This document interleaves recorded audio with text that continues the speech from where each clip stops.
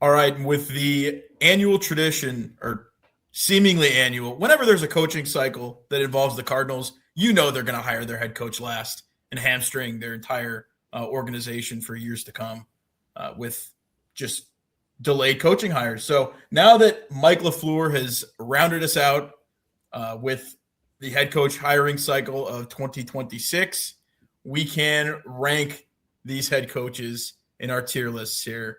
And hey, let's not waste any time, right? So let's go right off the bat with, and I do also want us to consider the coordinators here, a team that just hired their offensive coordinator yesterday, I believe, in Matt Nagy.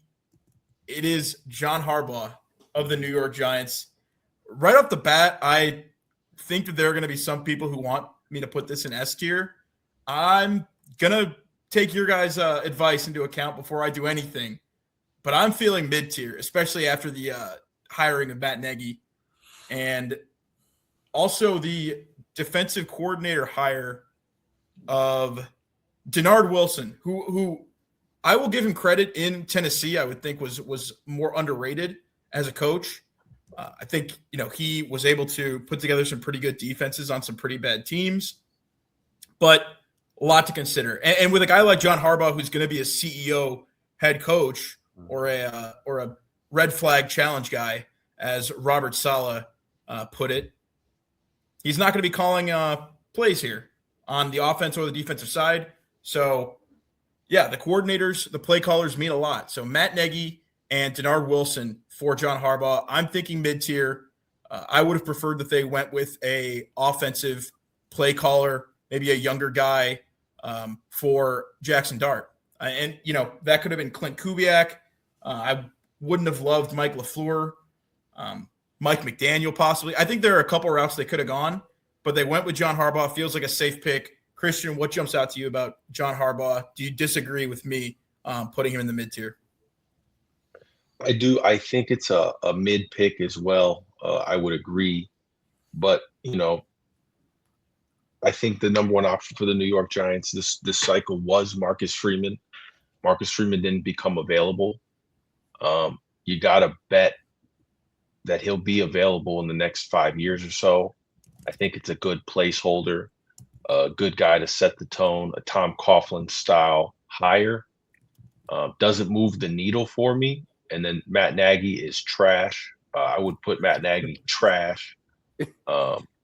He's done a not even on the list that you're going to put him on trash. Yeah, I saw it on. I saw it today. Someone said he managed to make Pat Mahomes look like a mobile Alex Smith this year. How much do you put on Nagy? It's crosses, all crosser routes. I mean, all he can do is crossing routes. It's Andy Reid. The buck stops with Andy Reid at the end of the day, right? Sure, and with Pat Mahomes at quarterback, I mean, I don't know how much coordinating he was doing. Andy did give him the play call sheet, though. He did give him the play call sheet.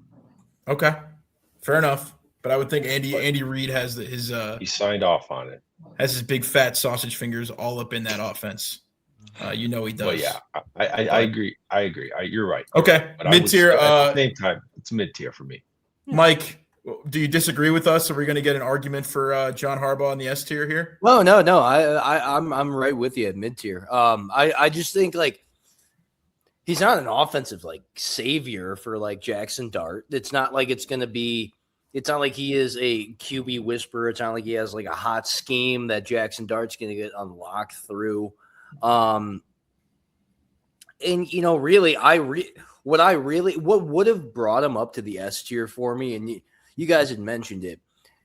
I think it was with the John Harbaugh hire for me. It was all tied to who he was going to be bringing in coordinator wise. And you mentioned Matt Nagy. I mean, you're competitive, you're respected. It's a whole. It brings stability to the Giants. I think it's a good floor raiser. Floor raiser for sure. Absolutely. Floor raiser by a bunch. It's safe, but it's stagnant. No, I mean, I think he's I think you probably, if you were the Giants, you probably would have wanted someone who is more of a QB-centric offensive style guru, Cliff Kingsbury. So, I mean, Very subtle.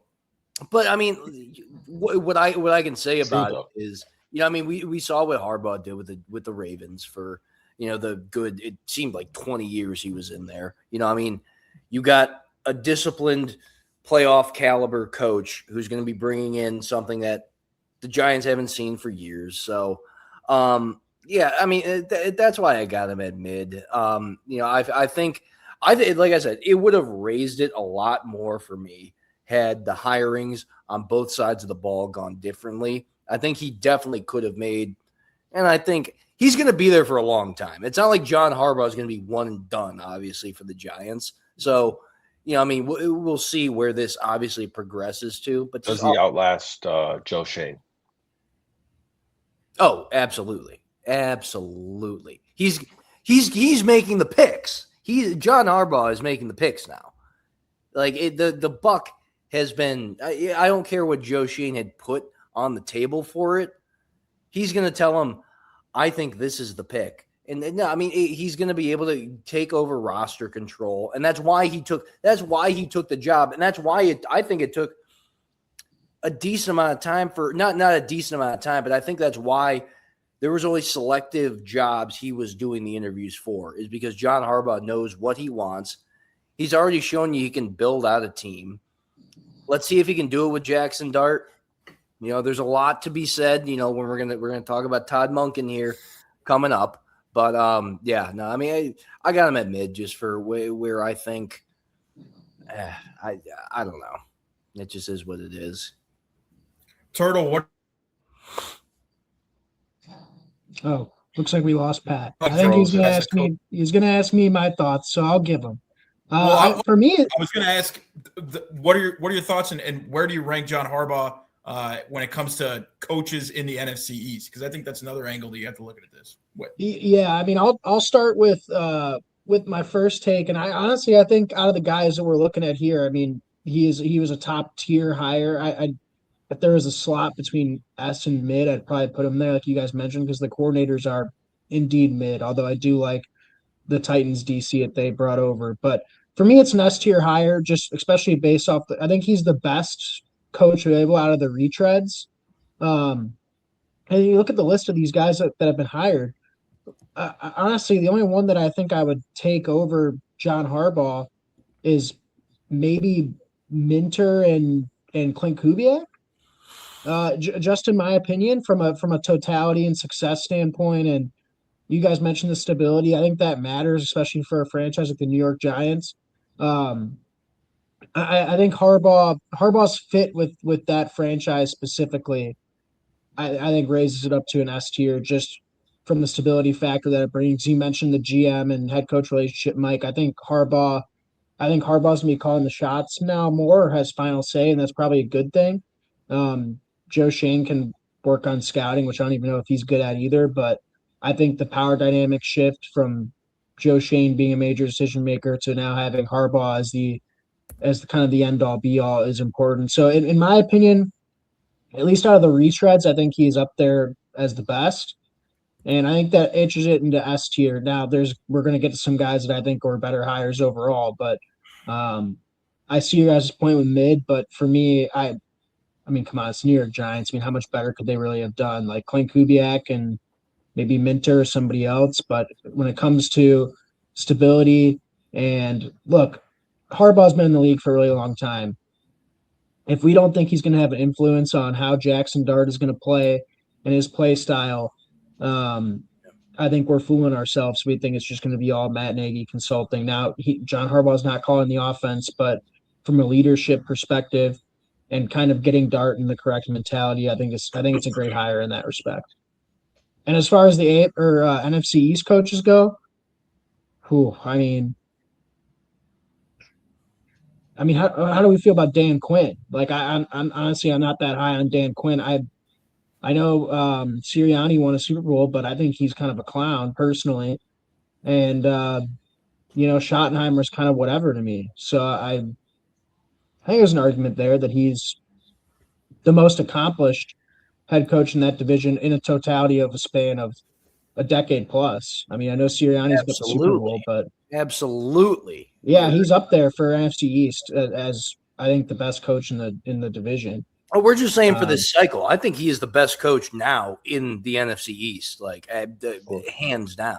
Yeah, I mean, who's the other guy you can make Schottenheimer's got an argument, I think. Schottenheimer's got an argument. And over John Harbaugh?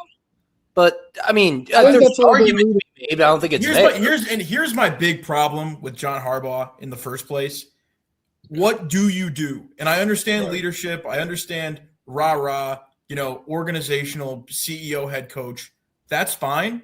But you need an identity on one side of the ball that you can come back to and say, no matter what, we're going to have a great defense. We're going to have a great offense because I have this under control. Now, even if I delegate play calling to somebody else, I, at the end of the day, will have veto power over that play call, and I'll know what to do.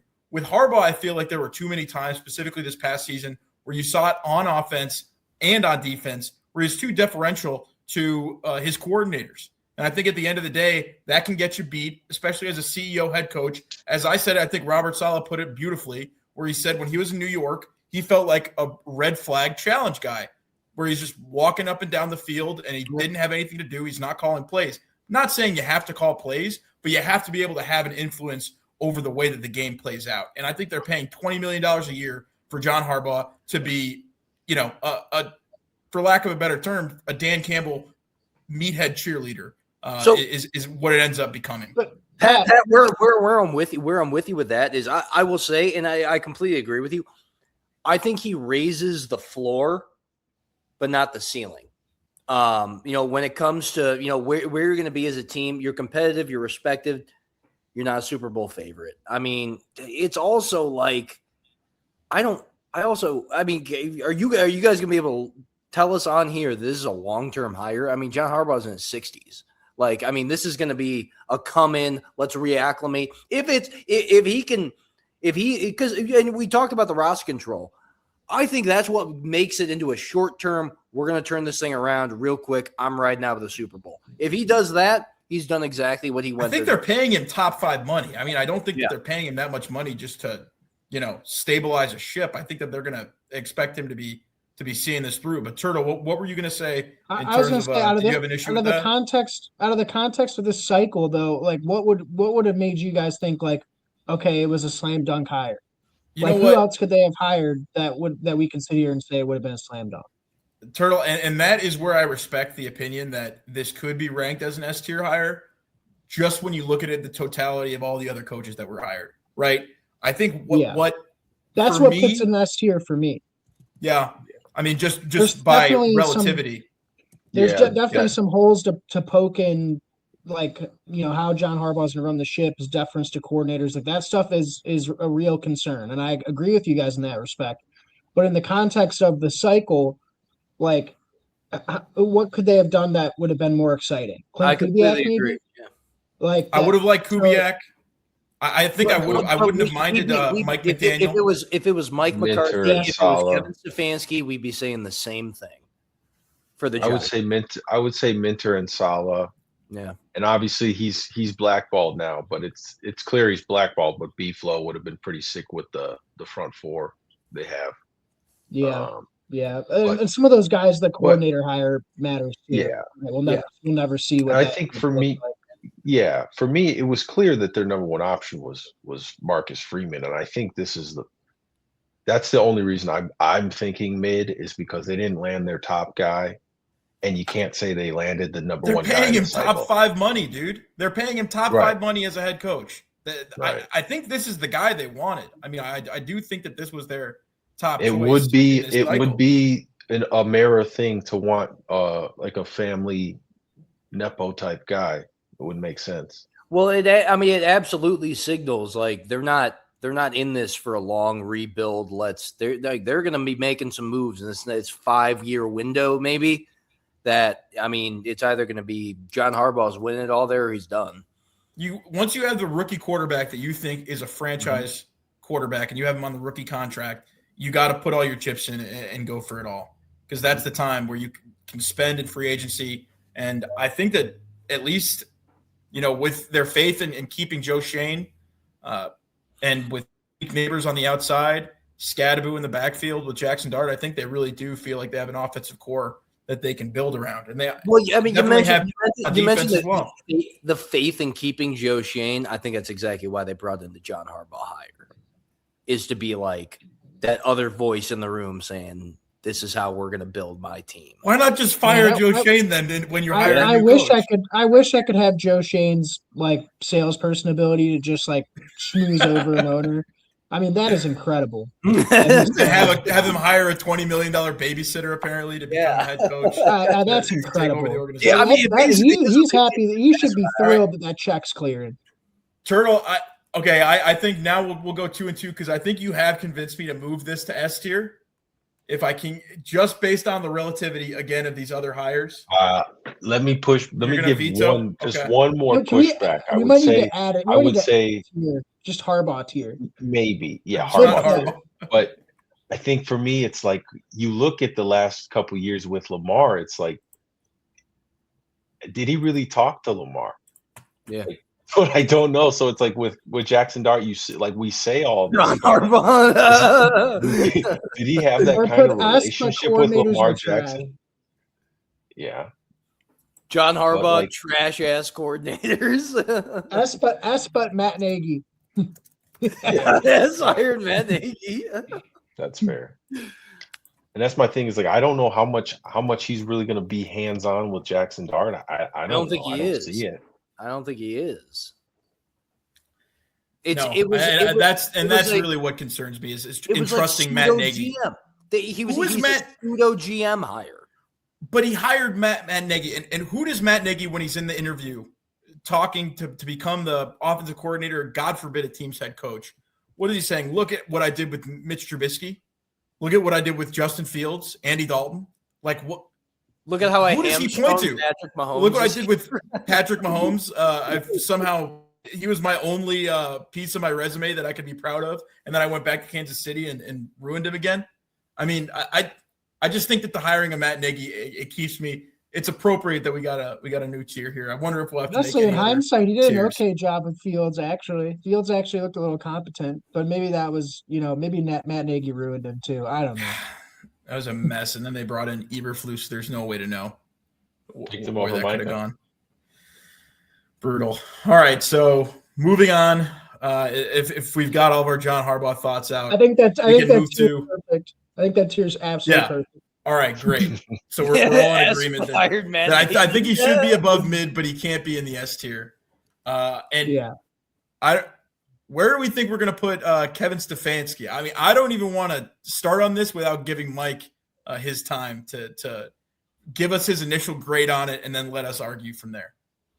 Yeah, no, I mean, you talk about Kevin Stefanski. I mean, he was a coach of the year. Like, I mean, let's not forget twice. I mean, he went 45-56 and is going to be regarded in modern era as like the best Browns coach that we have had in decades. And that is saying a lot. I mean, the one thing I'll obviously give him, I mean, he has a relationship with Kirk Cousins. Kirk Cousins, I don't think is going to be back on the Falcons, but he may also be because of what they may have to pay him. So, I mean, just here's what I'll give him. When you're the 8-9 Falcons, everything you've been working for is just you're looking for a turnaround head coach. You got to turn around that franchise at this point. You have way too much talent on the offensive side of the ball. Like division's wide open. Division is wide open. You've also had your chances to have playoff appearances, and you've just blown it. You've absolutely blown it. You have impact talent on the offensive side of the ball. And I think you bring in a guy like Kevin Stefanski. And let's remember when Kevin Stefanski started with Baker Mayfield and a healthy Nick Chubb, like the run play and run play action balance that he had, calling offensive plays for Baker Mayfield, who was a mobile quarterback at the time, and still is.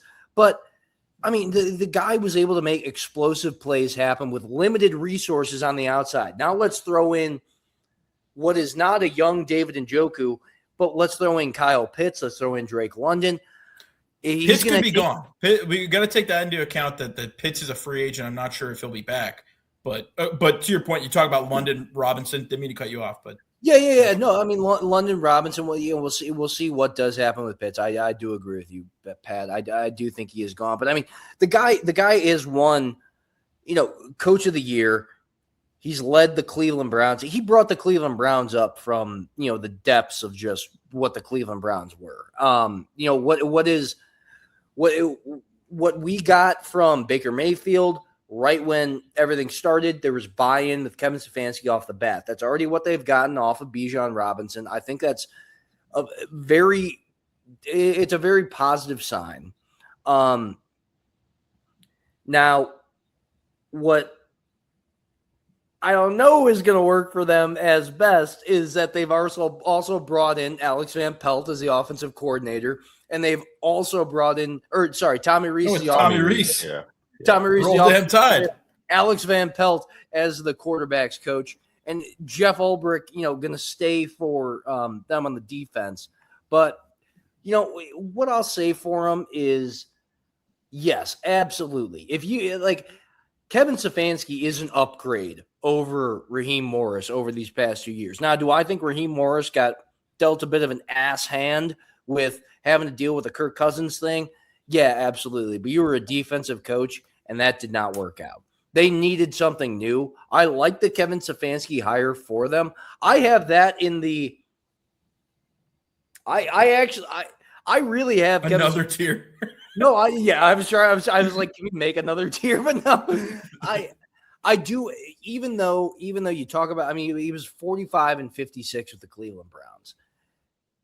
2 winning seasons. Final 2 years, he went 8-26. But you have to take the Browns out of the picture for it. I mean, the guy got dealt Deshaun Watson. What the franchise set him up for limited him so poorly. He's got a relationship with Kirk Cousins. If Kirk Cousins is going to walk, then Kirk Cousins is going to walk. And, expected to be released. It's going to be a mixed fan response. But I think if you're the players, I think this is a great hire. I'm going to put him at S because of what I think changes around their offensive direction. I think if you give Kevin Stefanski, Bijan Robinson, in what was a healthy Nick Chubb. Let's not forget he was the offensive coordinator when Nick Chubb was having great years and then got his knee blown out. It's not Kevin Stefanski's fault that the Pittsburgh Steelers are just dirty as hell and went for his knee. It's the bottom You're over line. it. The bottom line was I'm not bitter at all. It's every question you're going to raise about him is going to be about Cleveland. It's experienced leadership. He brought the Browns to the playoffs. He knows how to do it. And he won Coach of the Year twice with the freaking Browns. He won Coach of the Year twice, and he has won. And I've told you this when we've done game breakdowns when I've said the Browns are going to win this game. Kevin Stefanski has done it with a lot less talent than you have going to the Atlanta Falcons. He's done it with a lot less talent on the field and been able to win football games. I think it's an S hire for the Atlanta Falcons. What's going to happen at quarterback? Obviously, that's a huge question. You can't tell me he doesn't know how to get playmakers involved and he doesn't know how to be able to make an offense run. I think it's a good hire for Atlanta, and it's not Matt Nagy. I don't think it's a mid hire. We'll see what happens. He has no say on the defensive side of the ball. That's going to be and it's going to be a big switch from obviously having Raheem Morris. The quarterback is obviously the question. He's made it work with worse at quarterback and with lesser playmakers. With what the situation is that he's going into with a good offensive line in Atlanta, I think it's a really good hire for him. Interesting. From the former Browns fan, we got Kevin Stefanski getting his flowers, possibly being our first entry into the official S tier without any consideration of Matt Nagy. But Turtle, what are your thoughts on this hire? Yeah, I'm with Mike. I like the hire, especially from the offensive perspective. Again, Atlanta's got quarterback issues. I don't know if that's going to be solved for a while. I mean, who knows what kind of shape Penix will come back in and if they'll start the year. Obviously, Kirk Cousins expected to be released. So, look, at least when you're talking from that perspective, you've got a coach that's obviously, unfortunately, dealt with that scenario before, and has still managed, like Mike mentioned, to win some games with a franchise that we can all agree, and I think even Mike can, is a bit decrepit. And we'll get to them later. And look, Mike, I kind of agree with everything Mike said. Like the offensive playmakers, I think Stefanski will be able to maximize those guys. We saw when Kareem Hunt and Nick Chubb were on the Browns, how great they were utilized. Now Stefanski's got, I think, even a better version with Tyler Algier, the alligator, and He's a Bijan free agent. Robinson. Alligator's a free agent? Oh, some team's Yeah. going to pay him probably. In any case, I still like the hire. Good weaponry to There's work with on offense. yeah, yeah, and I wouldn't say it's the best hire of the cycle, but it's definitely a very good hire. Um, and it's kind of one of those simultaneous things where almost I think he's a floor raiser over Raheem Morris, but in that division it almost raises your ceiling too because that division is ripe for the taking. And I think if he can win 10, 11 games next year, that should win the division. So I like the hire. I think it belongs in S.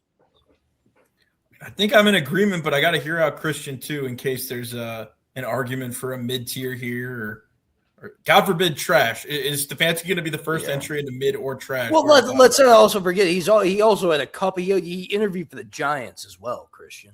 I wouldn't have minded that too. I wouldn't have minded the Giants going with him over Harbaugh. Yeah. I would have been okay with that. But Christian, go for it.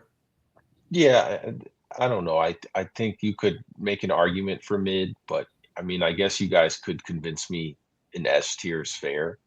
I just feel like given the guys that were out there, I felt like Mike McDaniel was perfect for this job.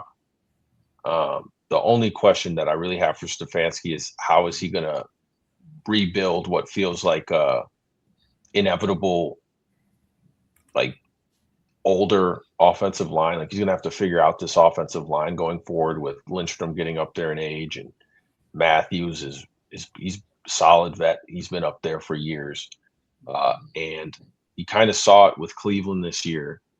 All of his guys, Bitonio, Conklin, Teller, you kind of saw like once they went down, it felt like a really different team. So hopefully he can figure out the offensive line. I don't necessarily trust him to figure out the offensive line. That's my only real issue. And then, he brought over Tommy Rees. I don't think Tommy Rees is a great play caller.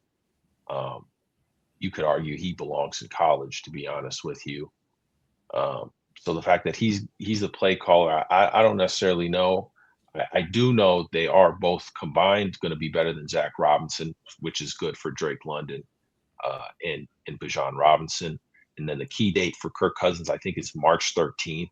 He has until then. We're going to figure out if he's a free agent or traded before then.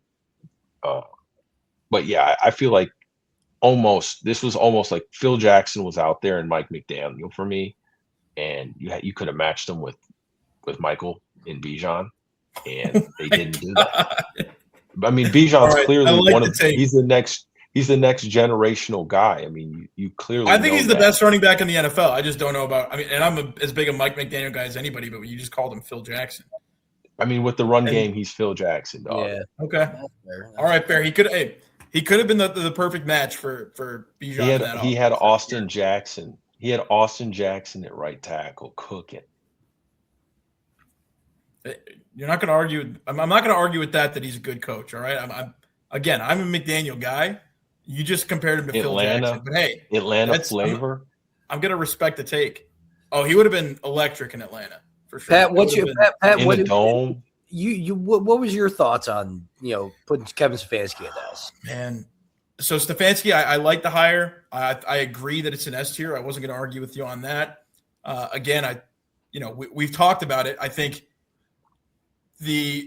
not just the hiring of Stefanski on the offensive side, which I think that he will be able to maximize Bijan in a lot of ways. I liked a lot of what he did in his early years with the Browns when he was able to have competent quarterback play.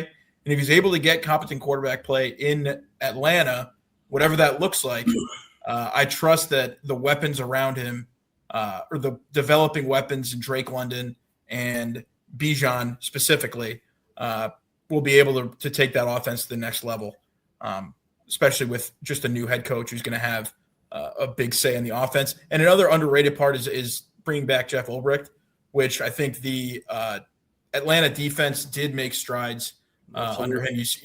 I liked what I saw from Jalen Walker and James Pierce. So being able to keep that stability and consistency on the defensive side of the ball is going to be big, because one of the big risks of hiring one of these offensive play caller head coaches, is that the defensive side of the ball gets neglected. That defensive coordinator hire becomes so huge.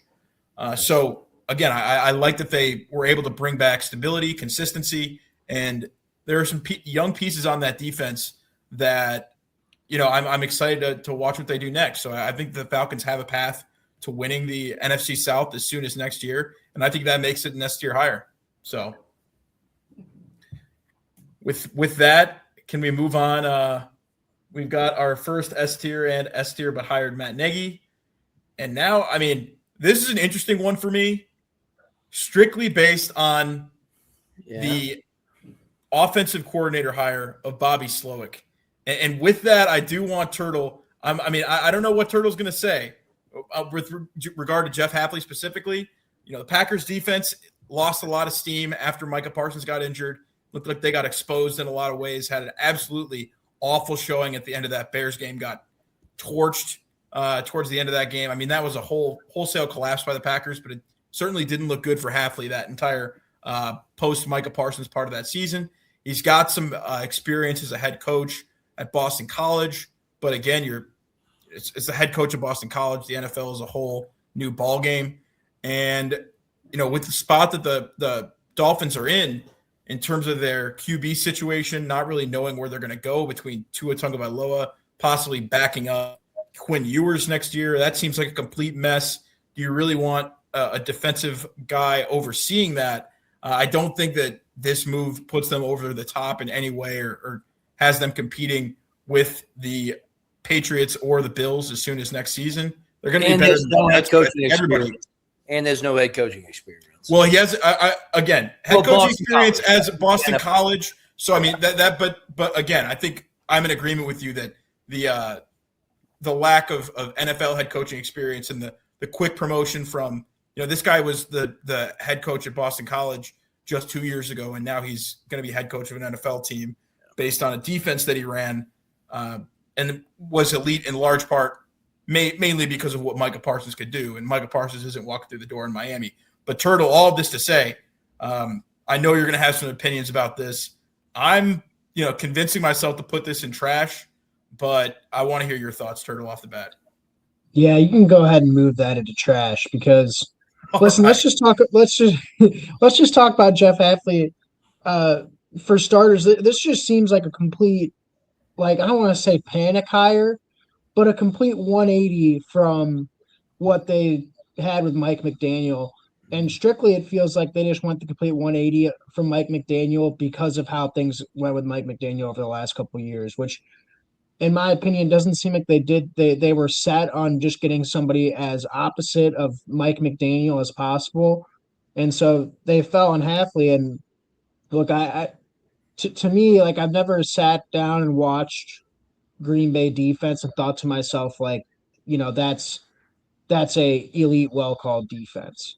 They've had their spurts, and I think a lot of their spurts have been because of the talent that they had.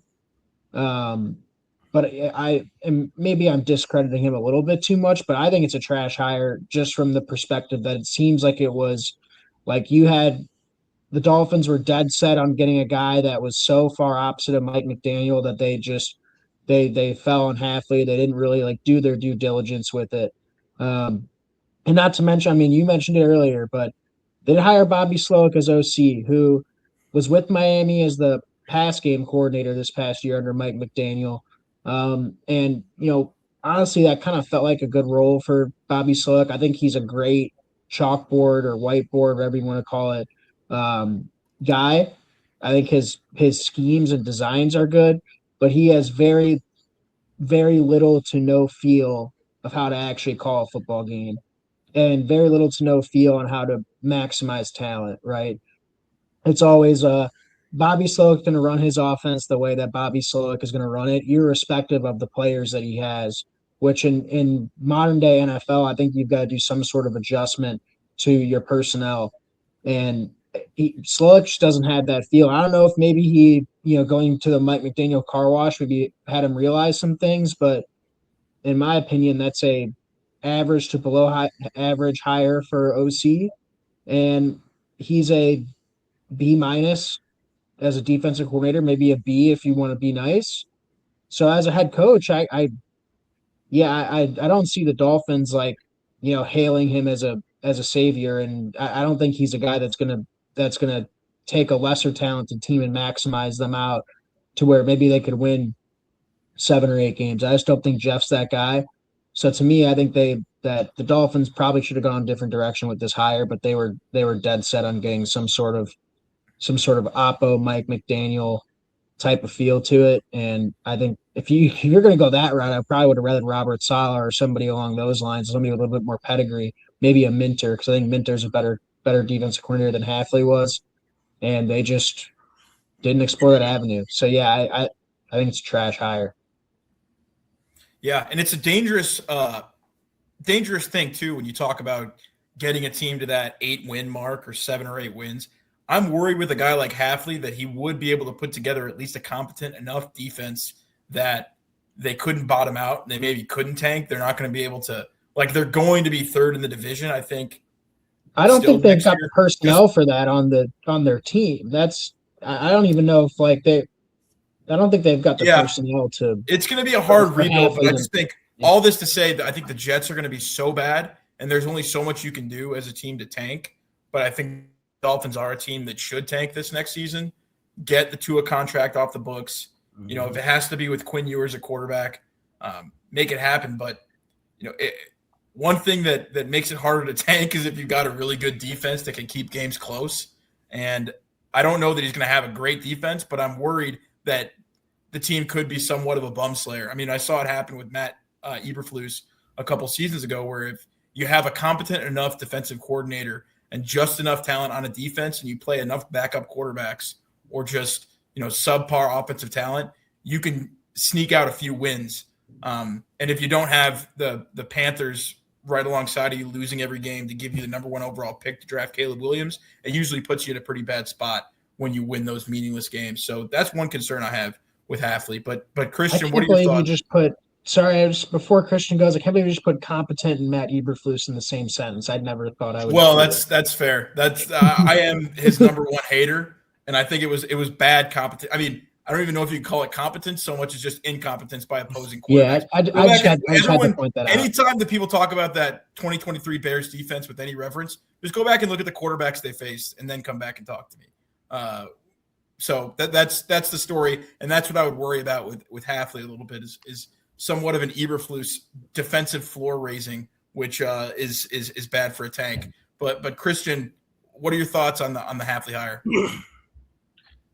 I'm actually a fan of Jeff Hafley as a coach. I think the frustrating thing is you can go, for me, it's mid to trash, because on one hand, I understand the process. First and foremost, Chris Greer, trash, needed to go. So I feel like during that process alone, you're going to find your GM. And I think John Eric Sullivan, solid GM, deserves a GM position. And naturally, you're going to ask him how he feels and whether or not he wants a coach. He obviously said yes. He got his guy from Green Bay. So in that sense, it's a pretty solid process. But in my eyes, I'm a fan of Mike McDaniel. I don't know how much different next season's going to be regardless. And then, they're going to be a bad team, I believe, in a pretty good, hopefully, quarterback class. So I do believe, had you given Mike McDaniel another year, there's some shot at it. But given how bad Chris Greer was, I feel like it's got to be mid, because you got to give John Eric Sullivan his chance, his guy, and it's his job on the line. So I completely understand it. And hey, they did draft Kenneth Grant. He is pretty rock solid. The secondary, we'll see. But yeah, they're stuck with Tua for a little bit, but I think they could draft a guy next year, and be right back in the mix. I just, I can go both ways. I'll go with you guys with trash, but not for the process itself. Mike, if you've got a hard argument for mid, and I agree with it, I might overrule here, because it sounds like Christian could be convinced as well. So let's hear what's the verdict, Mike. So what I actually like is Jeff Hafley decided to keep the D-line coach for Miami, Austin Clark. And I mean, when you talk about that, I mean, you bring back Zach Sealer, you bring back, Christian Wilkins and Deshaun Hand. I mean, you're talking guys with really good careers. Not Christian Wilkins. Maybe not Christian Wilkins this year. Maybe not Christian Wilkins or Deshaun Hand. So if they lose those two, let's see what's going to happen. But then maybe I'm kind of right there with you with trash. Then I was gonna try and make an argument for mid, but yeah, dude. I mean, it's that the hire just. What are they gonna do at quarterback? Exactly. That hire does nothing for you about all the questions you have overall at the quarterback position, all the questions you have overall at what that offense really is. It's not a very good O-line. Like, you got no enthusiasm from anyone in Miami about hiring. It's going to be hard to coach Miami. And Mike, to that point too, I think when you talk about having a drill sergeant, defensive, hard-nosed coach like that, I don't know how much that's going to fit with Miami. You're not going to have a team of just absolute, menace dogs as the Miami Dolphins. You just never are. You're in Miami. You're a professional athlete getting paid millions of dollars. There's going to be some distractions. It's going to be distinct from the team that you're coaching, as distinct as it gets from the defensive guys you were coaching in Green Bay, where there's literally nothing else to focus on but football. So that's going to take an adjustment as well. I also think, as Turtle mentioned, the Bobby Slowick hire just throws things into a whole, another dimension with it. He hasn't been good in 3 years, and he looked awful. Yeah, he hasn't been good since. Yeah, and we saw how he was as a play caller with a bad O-line. And let's just say he tried to act like the O-line was good. There was no semblance of adjustments when it came to. Was he even a good run game? Did he have a good run game in that one year that he? The really 1 year that the run game I would say was average was largely because Joe Mixon was playing really good football, and not necessarily because of the offensive scheme. That year Joe Mixon had with the Texans was he was in the bottom half of the league when it came to, or the all Texans offensive line was when it came to average push. I can't remember the exact offensive line stat that it is, but it's yards. But he's regressed since C.J. Stroud's rookie year, and it has not gotten better on that side of the ball. You'd rather have C.J. Stroud than you would Tua on that side of the ball. You're coming in with so many questions in an aging defensive secondary, and you bring in Jeff Hafley. It's just I don't. Where does it? It's for the future. The only thing I can give Jeff Hafley the benefit of the doubt to even I'm keeping him at trash, but yes, he dealt with a ton of injuries on that defensive side of the ball and at Green Bay. But that happens when you're an NFL coach. And there was no adaptability. They got gashed. They weren't even good to begin with. They really weren't. Even when like a Parsons. I think a huge indictment, too, is when you watch how games, and I speak bias as a Bears fan, but when you watch how both of those, the two most recent Bears games went down. When you talk about the Packers being in control for the whole game and then the defense melting down at the last second in both, in the second half of both games, I think that's a huge indictment on the defensive play caller, not being able to make the requisite adjustments. Again, you're coaching against Ben Johnson, and there are things that Caleb Williams can do. Don't even get me started, and the things that Caleb Williams can do that other quarterbacks can't. but they were in control of those games, and you found a way to lose them. So, I mean, I think as a defensive coordinator and a great defensive play caller, one of the things that is you absolutely have to do is be able to close out a game, and that's making the right calls on the defensive side of the ball. Sometimes it's more important than the way you call the offense towards the end of the game, knowing when to be aggressive, knowing when to play passive. And Jeff Hafley made all the wrong calls against the Bears in those two most recent games, the biggest games of the Packers season, respectively. Well, and while I think why we also see it as trash is, I think he brings a lot to, what is a defensive line, an entire secondary that needs work. But your biggest pressing issue is the offensive side of the ball when you're coming to Miami. Like, I mean, they just went a complete 180. And obviously Jeff Hafley is going to get, you sign a 4-year contract when you're in this. So, they're going to – how long are the offensive inconsistencies going to get fixed in 2 years to where we're going to say Jeff Hafley turned this team around to a 10-win team? I'm not sitting on that. And does it happen with Bobby Slowick? I think Turtle will tell you with the way he wasn't able to adjust and just the rigidity of that offense and, the headset being too big for him. Just not being able to handle the in-game play calling. So I think there are some questions there.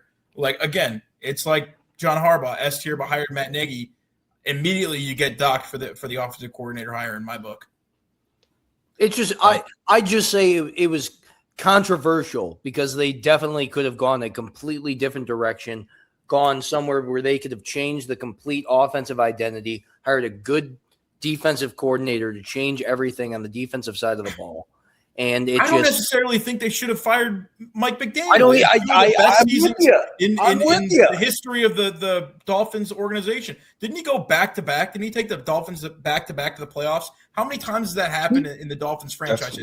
That's why I wanted to emphasize it's because of John Eric Sullivan. Otherwise, that's why I would agree it's trash, but at the same time, you have to let John Eric Sullivan pick his guy. I mean, it is what it is. All right. Keep in mind, too, that one last point, Bobby Slowick runs a very similar scheme to Mike McDaniel, but he's just way worse at calling it. Yeah. So, he definitely – we got Mike McDaniel at home. Yeah. It's never going to move the needle when you're going to have to deal with Tua for in the year and a half, depending, how long the contract is going to be for. And then is enough going to get fixed on the defensive side of the ball to make up for anything with having Jeff Hafley? I could see it Tua being benched as soon as this year and spending the year on the bench. No, I don't think he plays at all. They might John Wall him. Him. I mean, he was just too bad by the end of the year. But again, this is I think the Jets are just are too bad to be able to out tank right now. So that puts them in a tough spot. But speaking of the Jets, we can move on to our next coach and hiring that I really, really like. And if we're docking Harbaugh and Hafley for their offensive coordinator hires, I think we really got to give Robert Saleh credit for the coordinator hire that he made and Brian Daboll on the offensive side of the ball. You're going to have Robert Saleh calling plays on the defensive side and Brian Daboll calling plays on the offensive side for Cam Ward. I think, you pair a defensive coach with a young quarterback, and there are a lot of questions that immediately pop up as to the synergy there between, hard-nosed defensive guy and a player like Cam Ward. I think the perfect link is a guy like Brian Daboll, head coaching experience, just, had Jackson Dart looking pretty damn good in the time that he was coach of the year too. Former coach of the year, obviously developed Josh Allen. So there's a lot to love. I wouldn't have been mad at the Bills if they had hired Brian Daboll straight up as their head coach. It wouldn't have bothered me. So I think it's an absolute home run of a coordinator hire. I think Robert Saleh, again, and I talked about it, I really appreciated the way he talked about the importance of being able to call plays as a head coach. He said that in New York, it felt like he was just there to drop challenge flags. He's not going to do that anymore. He's going to be calling plays on the defensive side of the ball. I think they have good pieces to work with. They have a high draft pick. They have plenty of cap space to work with in this season. And I think that, the AFC South is it's competitive. It's as competitive as it's been in a really long time. So I think for me, I really want to put this in S tier. I could see the argument for mid just based on the fact that, it didn't go so well in his last stop as a head coach. But at this point, I really want to put it in S tier. Turtle, I'm curious as a rival fan here, a Texans fan, what are your thoughts on the Robert Saleh Tennessee Titans hire? I've got to put it as an S, man. I really like Robert Saleh. I don't feel like all the look, he's the head coach, so it's hard to say like a lot of the stuff in New York wasn't his fault. But I think the biggest thing for me with Saleh is those defenses, no matter what was going on the offensive side of the ball for the Jets, those defenses always played with effort and were really good defenses for the most part. Look at the Niners defense from last year. With the injuries that says a lot, and the injuries that the Niners dealt with this year, and he managed to, I think, squeak out, I would say, above average play for a defense that was on their fifth string linebacker at one point. He's a really good football coach, and the Daboll hire really pushes this. I mean, you can make the argument this was probably one of the best hires of the cycle in its totality. I think I'm higher on Cam Ward than most, which maybe shocks you guys, but I think Cam Ward's a really good quarterback that was just on a really bad team last year with not a lot of weaponry. I think Robert Saleh is a great football coach. I think Daboll's a really good offensive coordinator hire. In my opinion, this was a slam dunk, which is unfortunate for me. But yeah, the AFC South just got a lot tougher because those Tennessee games are no longer going to be the layups they were. And keep in mind that Tennessee defense, which wasn't great last year, obviously, but in the years prior, were a sneakily, I think, competitive defense, and they're going to make some upgrades. They've got, I think, the second most cap space in the NFL. They've got a ton of money to spend. So once that talent gets upgraded on the outside for Cam Ward and on defense, I think they've got the exact coaching staff to maximize that talent. So in my opinion, it's a slam dunk. It's an S tier hire, unfortunately for me. Number 4 pick in the draft too, so they're going to have a chance to add a top end player as soon as April. You're talking about one of those receivers, if Carnell Tate, Jordan Tyson, any one of those guys. I mean, they're somebody on defense. Ruben Bain falls to 4 too. Yeah, Ruben Bain, like that. Ruben Bain with Jeffrey Simmons. Yeah, they're going to be a problem. I think they're going to be a problem. I don't see the Tennessee Titans not being a significantly better football team next year, which is concerning. Well, hey, straight from the horse's mouth from a Texans fan, so you got to trust that Turtle would be looking for any reason to pick apart this hire. So we got that speaks. I was volumes. I was so angry when I saw it. They hired him. Very angry. They nailed it. I was like, shit. They made a good move. The Daboll OC hiring too is just the cherry on top. That's just cherry on top of the sundae. Yep. They're going to be fun games now. I mean, 2 former 49ers defensive coordinators as head coaches, Saleh versus D'Amico twice a year. That'll be fun. Yeah, and Christian, what are your thoughts? Because the one hang-up that I said before was you're pairing your second-year quarterback with a defensive coach, right? Does the hiring of Brian Daboll mitigate that for you, or what are your thoughts on this hire for Cam Ward and the Titans? Well, absolutely to Daboll, yes. I absolutely concur. It's an S tier hire. I really think you play to the strengths of your team. So with Robert Saleh, I think they actually had a sneakily good, like at least talented defense. Like you had some talented players on that defense. They didn't really play all at the same time. Like Oladejo, rookie, he played really well. Marcus Harris was a defensive back that played really well. I like Mike Borgonzi in his first year as GM. I thought amazing draft. And I think if he can figure out this offensive line, that's why I think at number 4 overall, I would love like Maui Noah.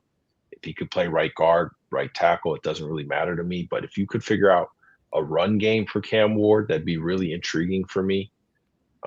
And then I think with Jeffrey Simmons and it's Vondre Sweat, the sky is the limit for those two guys together. You got plenty of talent on that defense for Robert Saleh to have plenty of success with. So I really like the hire because you're kind of showing your star player like, hey, we didn't give up on you. We're not just letting you die out here. We're going to help you out, and we'll figure this out. And I think it's good leadership. I think Mike Borgonzi's done a great job so far. Can't complain about Mike Borgonzi's job so far. Mike, any argument on this to move him to mid? No, absolutely not. No, I think it's definitely an S tier hire. And I think we've laid it out perfectly. Is Brian Dable is going to be handling the offense. Robert Saleh is going to be handling the defense. It has plenty of talent on its own. Now, I mean, I just think at this point, like he has the credentials to do it. You know, we've seen it happen. I mean, he was dealing with a beat up defensive line for just defensive unit for the San Francisco 49ers. And he still made them play. We still saw the production out of them. You put Brian Dable at the helm of, and I agree with you, Christian. I think they're definitely going to be drafting probably somebody on the either defensive side of the ball or someone that's going to be able to protect Cam Ward, or maybe even go for a playmaker. I probably think it's one of the other two. But I mean, give Cam Ward, Brian Dable. I think it's just like, I mean, it's like jazz cigarettes right here with these two. Like, I mean, I really do think it's a whole culture reset. There was no identity with Tennessee over these past 2 years. You bring in Cam Ward. I mean, there was nothing there. Like, they got their asses beat. Their identity was we ass, I believe, as Cam Ward. It was we ass. But no, I mean, you put in the defensive. I think just in terms of the defensive revival potential, bring in the OC with Dable to complement everything. You've already, right within those two hires, you've already gotten back. I think that the Tennessee Titans have already gotten back. You already heard from Turtle. They've already gotten back respect in the league and actually got people shaking in their boots a little bit about what. Definitely a floor raiser. A floor raiser by a mile. So, I mean, you talk about culture, you talk about everything else, and you talk about what Robert Saleh brings to the defensive side of the ball, which was not a terrible defensive unit last year. And who he's going to be able to bring in. Obviously, it's going to let's see what they're going to do with the draft, having that such of a high pick. I don't see how you go anywhere under S. I think honestly the unanimous agreement. Go ahead, Turtle. The best hires, in my opinion, in the NFL are ones that can currently both raise your ceiling and raise your floor. And obviously, the floor can move based off the team. Like Tennessee Titans' floor is probably pretty low bar to clear, I would imagine. But in any case, Robert Saleh is one of those guys that both think makes Tennessee Titans better tomorrow and in the future. Those are the best type of hires. And you can sit here and make an argument like, okay, John Harbaugh raises the floor for the Giants, but perhaps there's a ceiling there. Jeff Hafley, it really doesn't do neither for me, right? The offensive play caller is everything, in my opinion, in terms of raising that ceiling. Yeah, it's definitely part of it. Yeah. But as far as what Robert Saleh has done, his hire, it concurrently raises both, and I think that's the epitome of like top tier, in my opinion, is one that does both those things, and I think Saleh checks that box with authority. Again, unfortunately for me. Comparatively, talking comparatively with Brian Callahan at the head of the ship, I mean it's night and day. He's going to be one of the most forgotten head coaches ever. It's like it seems like a fever dream that he was even a head coach. Yeah. Like, how many average fans do you think knew the name of the Tennessee Titans head coach over the last 2 years? Like, very David Coley-esque. He just wasn't calling his players football playing Jesse. Football playing Jessies. Hey, well, could there ever be a better addition to our guy Jesse Minter the football coaching Jesse, if you will, with the Baltimore Ravens. I have seen this hire praised as much as any in this cycle. I am going to come out with the hot take of calling it a mid hire off the bat, and a lot of it has to do with the current setup that the Ravens have at this moment. You've got a quarterback in Lamar Jackson who does not seem happy, who I think in every sense of the word is their franchise quarterback, is their future, is their, everything about the Ravens should revolve around Lamar Jackson. You hire a defensive head coach, which granted, I do think that the defense will be better now because Zach Orr, again, and we talked about it with Harbaugh, with John Harbaugh in terms of deferring to his coordinators. I think Zach Orr was one of the worst coordinators in the NFL at that point. There's a reason he didn't bring him to the Giants. So I do think their defensive play calling will get better. However, they're hiring Declan Doyle, and you can't find Declan Doyle's birthday on Wikipedia. I don't think that it's set how old he actually is. I think he's younger than Lamar Jackson, legitimately. You're hiring a guy to essentially be your head coach of the offense, right? Because that's what an offensive play caller does. They hire Declan Doyle, from the first branch of the Ben Johnson tree here. And I have serious questions, on that side. Declan Doyle seems like a very smart guy, explains things very well in his courses. Calling plays is a completely different ball game. And again, I'm weighing a lot on these offensive play callers that these coaches are hiring, but I just think it's so crucial and so important. And you're putting the offense in the hands of, a guy who's never called offense before and who, again, I don't think that you're putting him in a place where he's going to be respected by Lamar Jackson, where he's going to have authority over guys like Lamar Jackson, Derrick Henry, two guys who are, future Hall of Famers in this league that are also, what's Declan Doyle going to really be able to say to them? If Lamar Jackson says, look, I want to freaking pass the ball, or Derrick Henry says, look, I want to run the ball, I respect Declan Doyle, but who the F is Declan Doyle to tell them no? And that's my big problem with this hire is the hiring of an offensive coordinator in Declan Doyle. Again, this is nothing to say about Jesse Minter's defensive play calling. And a lot of this also has to do with the expectations that are going to be on this Baltimore Ravens team next year. This is a team that's going to be expected to compete immediately. Again, you've got a future Hall of Famers at quarterback and running back. You've got a great wide receiver in Zay Flowers, and the pieces are there. So you better get ready to go. And I don't know. I'm not convinced that this is a rock solid foundation to start from when you've got a head coach or an offensive coordinator that's as big of a question mark as Declan Doyle and a first-time head coach like Jesse Minter. Now, Mike, you're making a face like you got something to say to disagree with me, so let's hear it. It's not even to talk to the Declan Doyle side. I think the best hire he made was bringing in Anthony Weaver as the defensive coordinator. It's a former player for the Ravens who understands that this was a defense that was an absolute mess last year. And it's also a guy that was a final candidate for head coaching positions, coming into this year. I think that was he also got fired from his last job in Miami. He did. But I mean, with the rest of the staff, but still, he also used to coach under Harbaugh. He kind of knows what needs to happen in terms of I'm not saying it's going to change the game for him. I mean, he's got experience. He's got relationships with the players on the defensive side of the ball.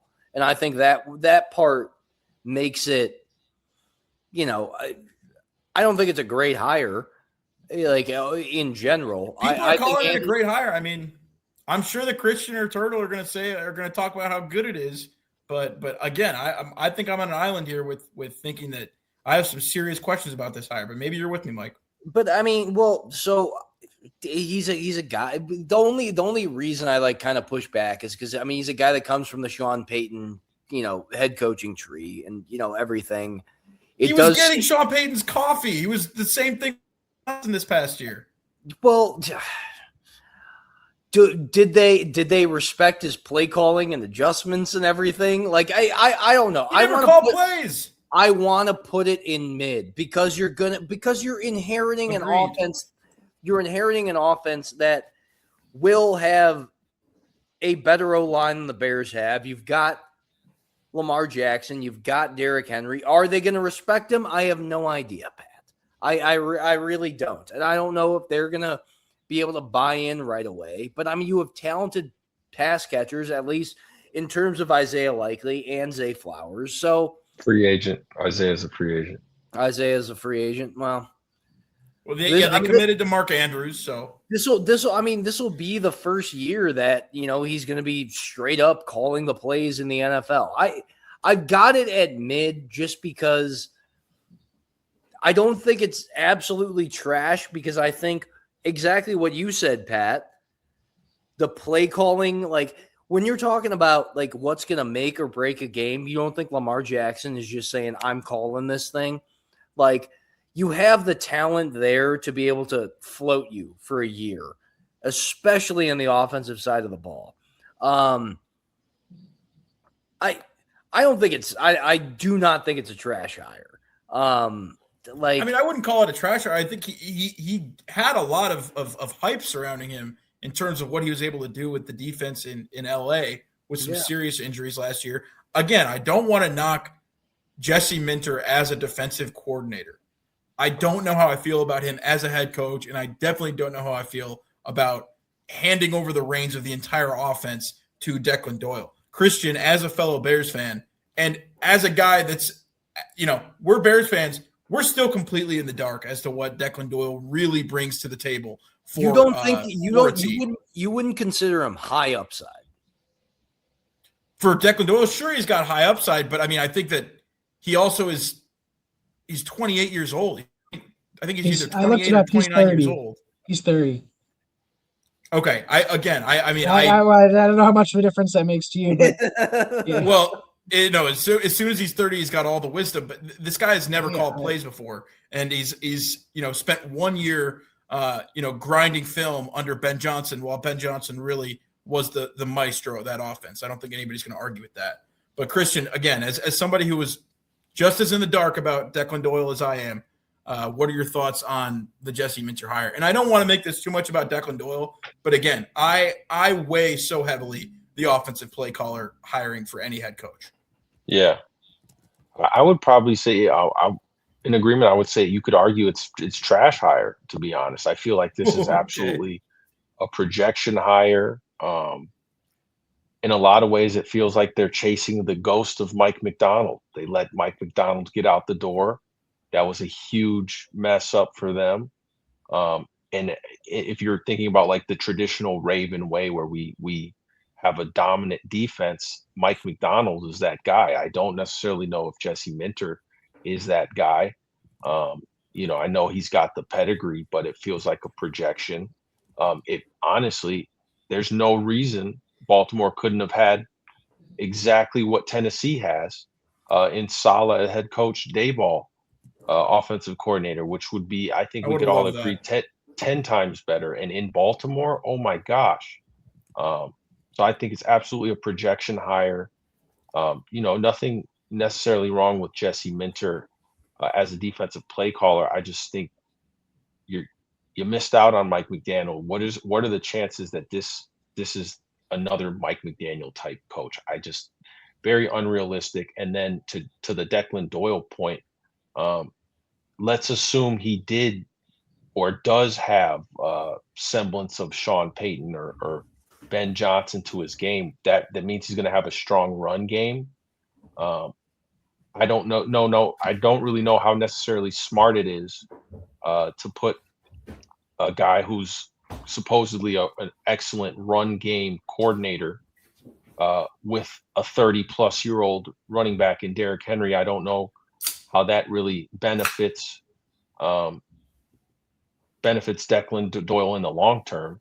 And then you're talking about Lamar Jackson. It feels like he's kind of halfway out, halfway in Baltimore anyways. So the fact that they're similar in age, I don't necessarily know if it matters. And to be honest, I think they're kind of stuck between a Lamar Jackson type style offense and a Derrick Henry style offense. And Declan Doyle kind of pulls you more into that Derrick Henry style of offense that I don't necessarily know if Lamar's going to vibe with, and it might just pull him out the door. So I don't know. It's just confusing. They're really projection based hires to me, which is why I would actually think about pulling it to trash here. I would have loved Saleh and Dayball in Baltimore. I was prepared to be fighting off you guys talking about how great of a hire this was. So maybe Turtle will bring that perspective. But are you going to make me pull him down to trash, Turtle? What's the argument? No, I'm not. I actually think it's a really good hire. And Pat, let me ask you this question. Is your only reason for the supposed like non-respect for Declan Doyle from the players because he's so young? No.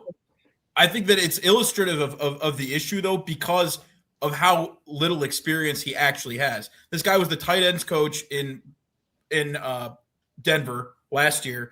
And then, yes, he was the offensive coordinator under Ben Johnson. Yes, and there's a lot to say for that. I think in a year or two after he's had some seasoning, this has been 1 year where Ben Johnson is absolutely the be-all, end-all for the Bears offense. He was the one calling the shots. He was the one that was scheming up everything, especially in his first year as a head coach for the Bears. He wasn't deferring anything to his offense coordinator. So I don't think that when you talk about offensive coordinator in name only, I think that Declan Doyle was an offensive coordinator in name only more so than any other coach in the league last year, just based on how much that's why he Ben Johnson was involved. So that's why he didn't get a head coach hire. But that's my main issue, Turtle, and I wanted to hear what your thoughts were. Well, he shouldn't have. I mean, I think it was a little early for a offensive play caller hire as well. You know, I think it could have been another year before that, but I don't know. But that's my main concern, Turtle. And I think that around either. The fact that he's so young is just part of that issue that the experience just really isn't there. I do agree with Christian that it's definitely a speculative hire, but let's not forget that Jesse Minter's done a great job with that Chargers defense over the last couple of years.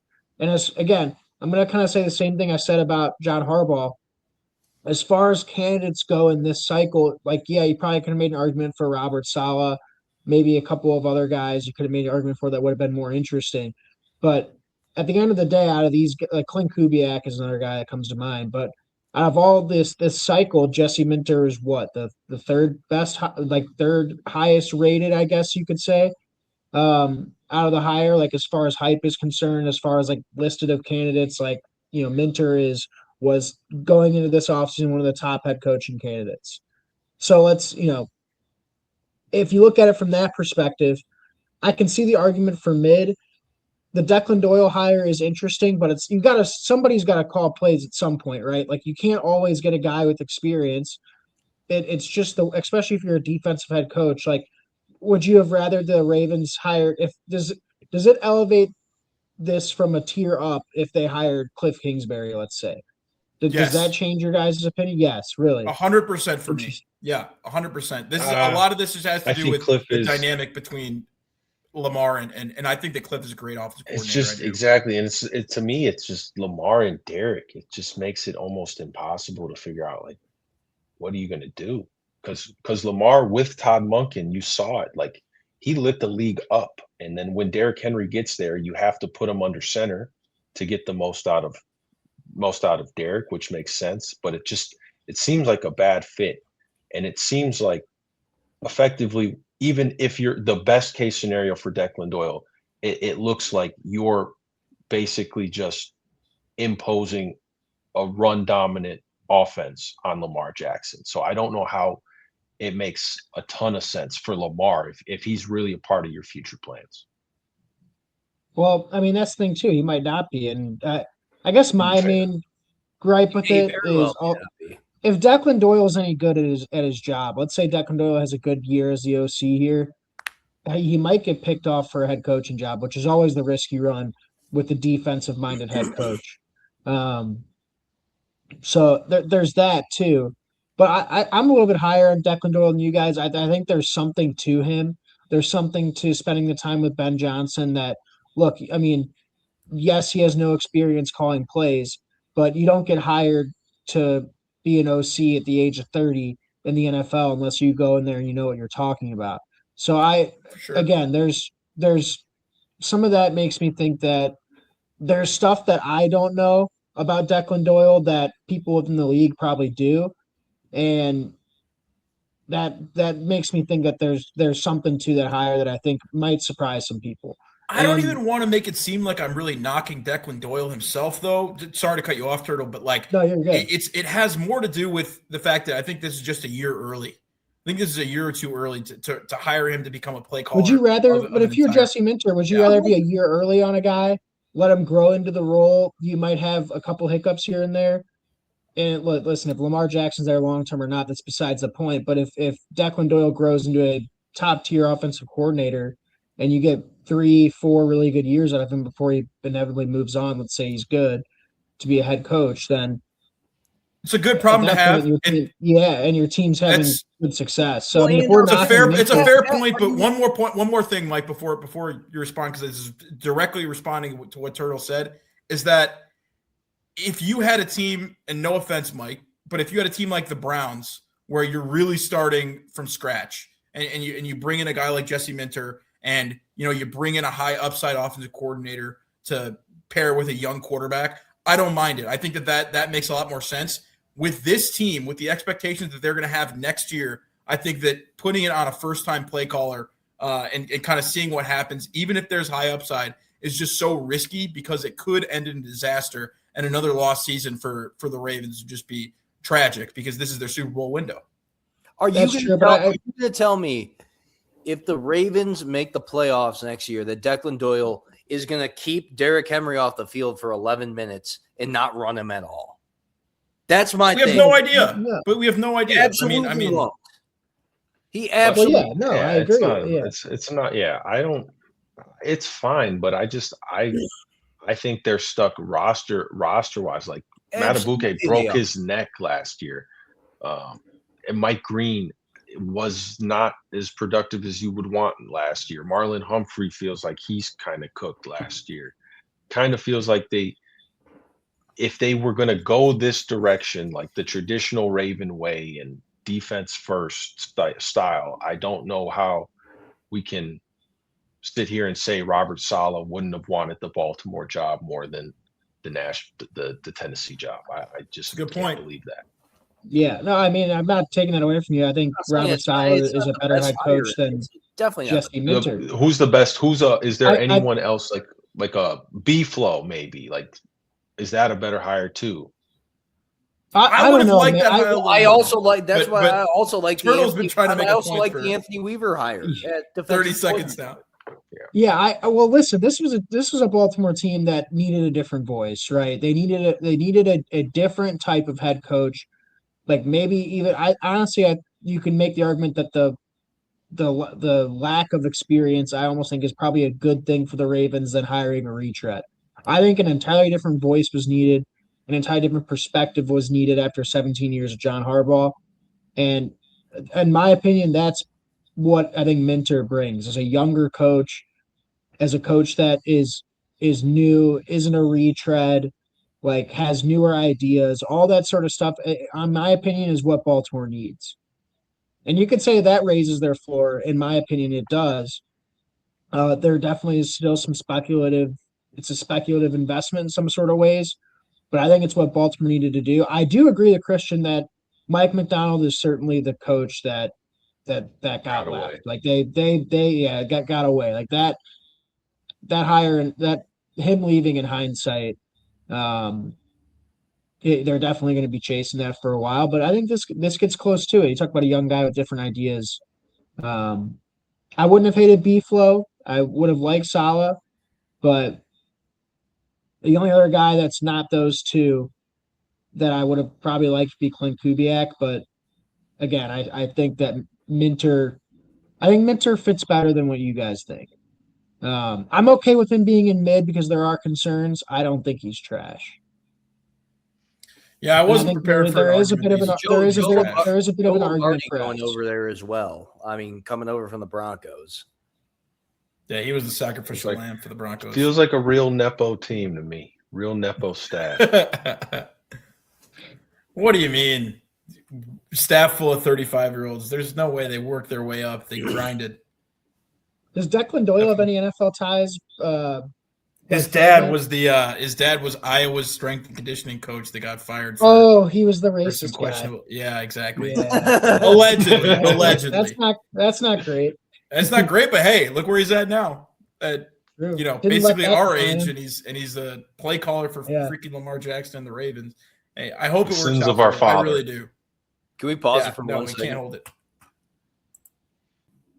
All right, moving right along to our next head coach, the hometown kid, done good after all this time, Mike McCarthy. You're already moving him into trash? I mean, I'm not gonna move. Hey, I'm just I'm teasing it. I really do feel like I have to move this into trash for a number of reasons.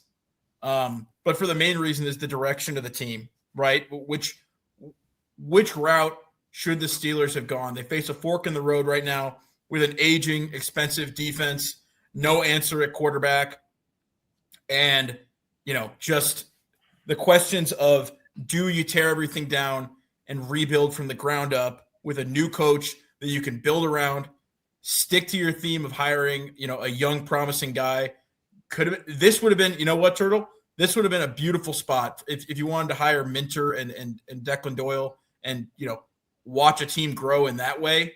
Low pressure, a fan base that's willing to lose right now, that's willing to endure a couple of seasons if it means that they can get some decent draft picks and get a quarterback to build around. Mike McCarthy just feels like the ultimate. I want to call him a mid-hire, but I think circumstances considered, I want to put him in trash. And that's how I start this analysis, is that I think Mike McCarthy is the complete wrong direction. I thought they should have gone young. You should have gone with either young offensive play caller, or if you wanted to get a young defensive play caller, you could have gone that way too. I would have loved Brian Flores here. A coach that can put in a foundation on the defensive side of the ball and also put you in a position where when you do draft your quarterback, you're going to be ready to compete. And I don't think that Mike McCarthy is that guy.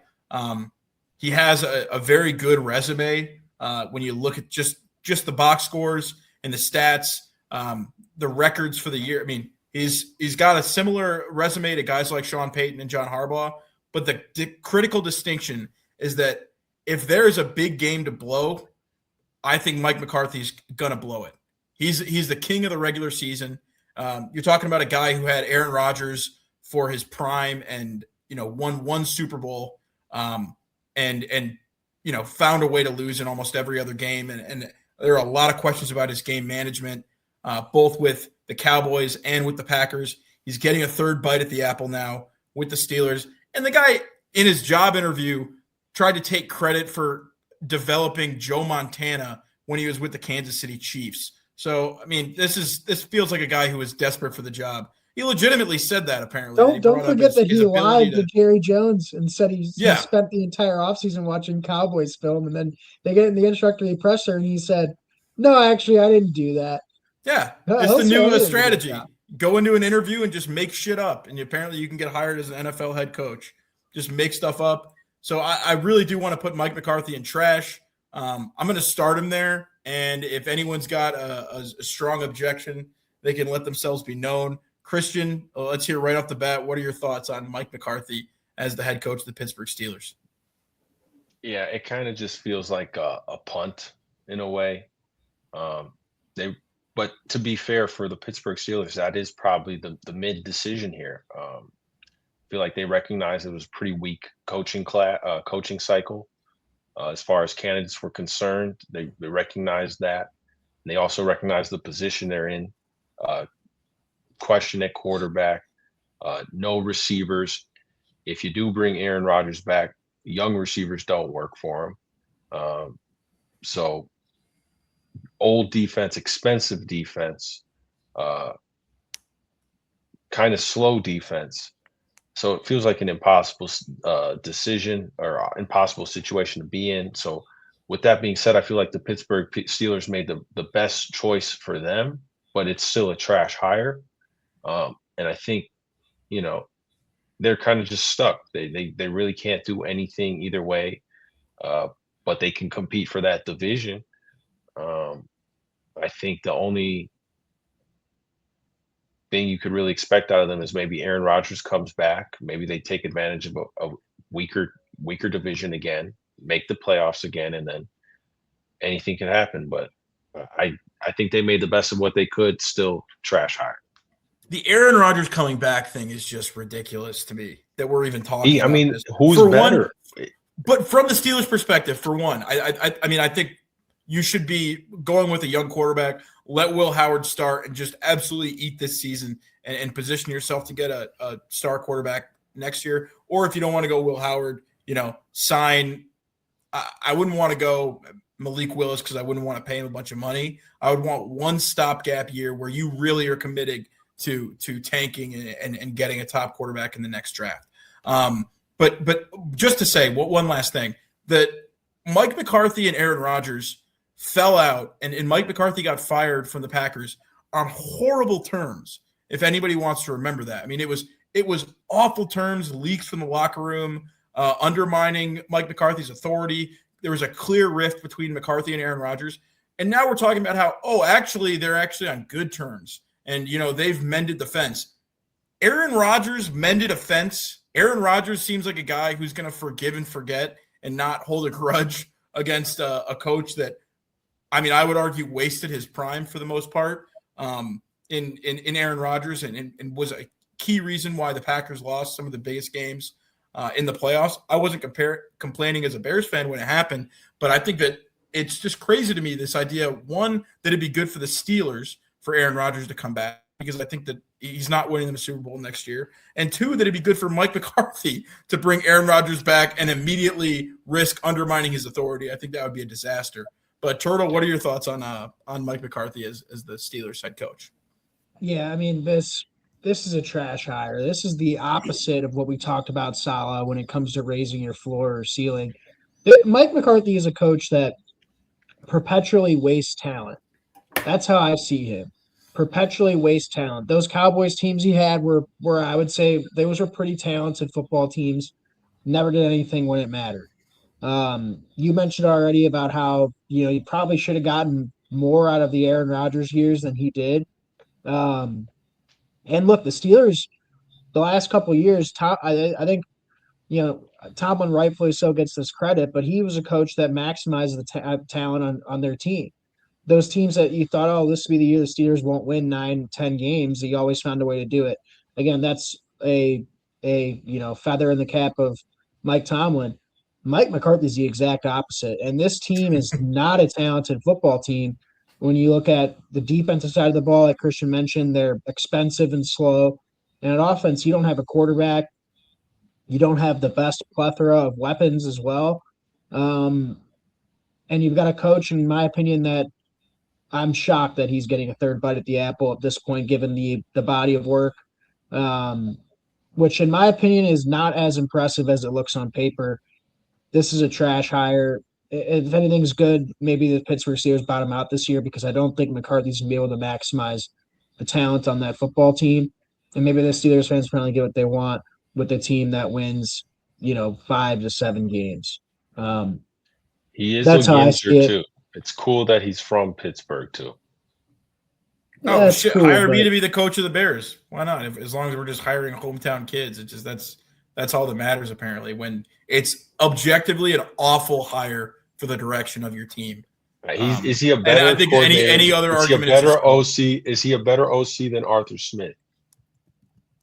In my opinion, they're about the same. Right? I would say Big Mike is significantly better than that. I would say that. Yeah. And if you trust this old defense, hey, we'll get it done in spots. Well, I can't believe you're putting me in a spot to defend Arthur Smith, but look at the quarterbacks that Mike McCarthy had compared to what Arthur Smith's working with. You're talking about Dak Prescott and Aaron Rodgers versus Russell Wilson, Justin Fields.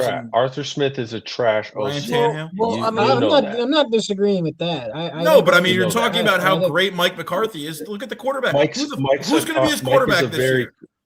Who's going to be his quarterback that is going to elevate this offense? If it's Aaron, he's going to get more out of Aaron than Arthur All right, Smith. I refuse to believe that it's going to be Aaron Rodgers. So tell me another. Listen, the job of a head coach is to whatever. maximize the amount of talent on your football team to win as many games as possible. And Mike And you know McCarthy has what? And perennially you know what Mike wasted talent. McCarthy, you know what Mike McCarthy did on the back end of coaching in Dallas is you saw a regression in that offense where it had way more talent and way more playmakers on the outside and a better quarterback than they did, with Pittsburgh. Like, I mean, I feel like there's just been an absolute decline in just what he's been able to do since he won that Super Bowl with Aaron Rodgers. I mean, it's just there's no creativity to the offense. It's obviously why you're bringing him in, because he's going to cater everything to Aaron Rodgers on this. You talk about terrible clock management. We've been getting on Mike McCarthy every single year that he was the head coach of the Dallas Cowboys for clock management and just managing. And the Packers. And it was bad in Green Bay too. Conservative play calling, just inability to adapt like a mid-game game plan. Like nothing changes.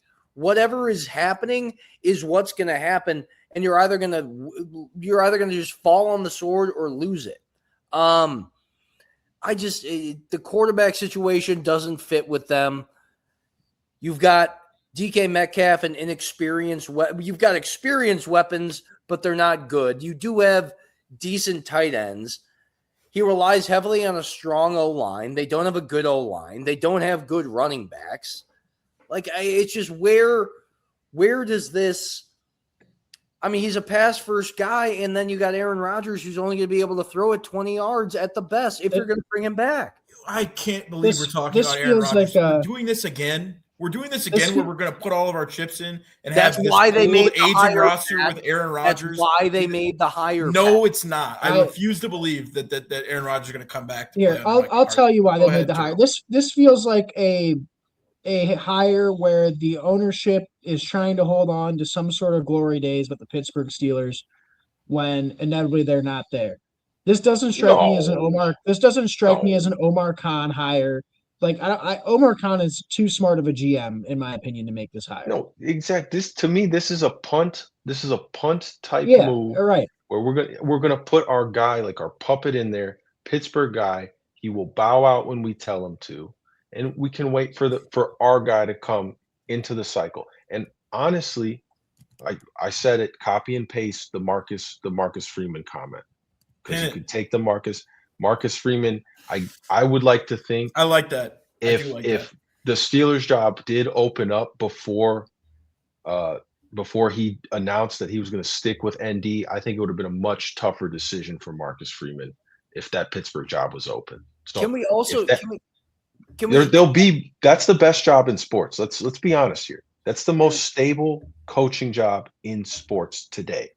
It's hard to argue with that based on the history. Can we also say there's like major questions outside of Dan Quinn when he got hired for the DC in Dallas? There's major questions with Mike McCarthy being able to build out a staff and him deciding whether he is going to take over offensive play calling duties or throw them away, and then everything will fall on the defensive side of the ball. Like, I mean, there are so many questions in terms. I mean, it's been problematic with him in terms of hiring a staff and, in terms of those guys being able to evaluate talent and be able to put in.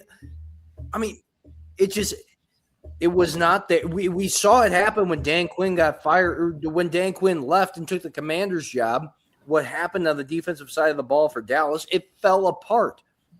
When Mike McCarthy doesn't have the strong, coordinators to be able to run those sides of the ball, it falls absolutely apart. Throw in a 42-year-old quarterback, throw in an aging and not very good O-line, throw in an aging defense. Where is explosiveness coming from the offensive side of the ball? And then you don't even address the questions there. I'm glad they hired Mike McCarthy. I'm so happy. I think it goes up in flames for them.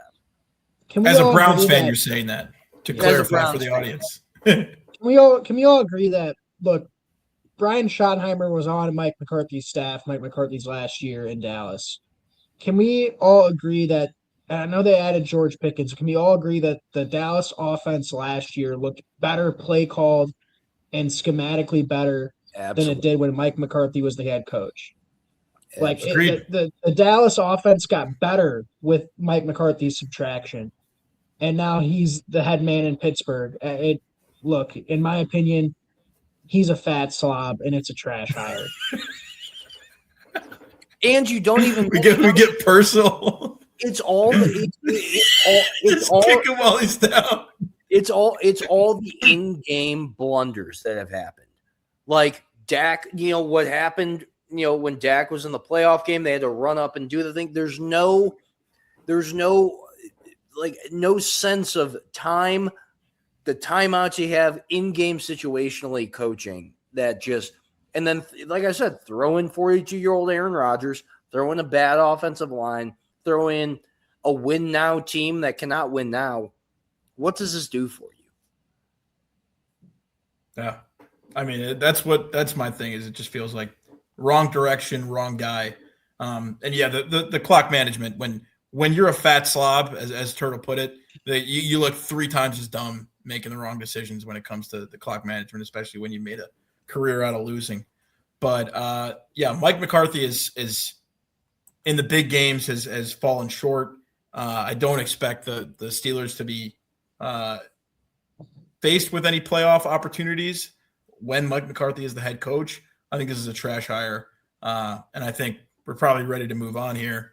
And so, hey, the as we were aptly described by a commenter, the Brady Bunch, but with Jagoffs, it's time for us to talk about Joe Brady, the head coach, the new head coach, former offensive coordinator of the Buffalo Bills.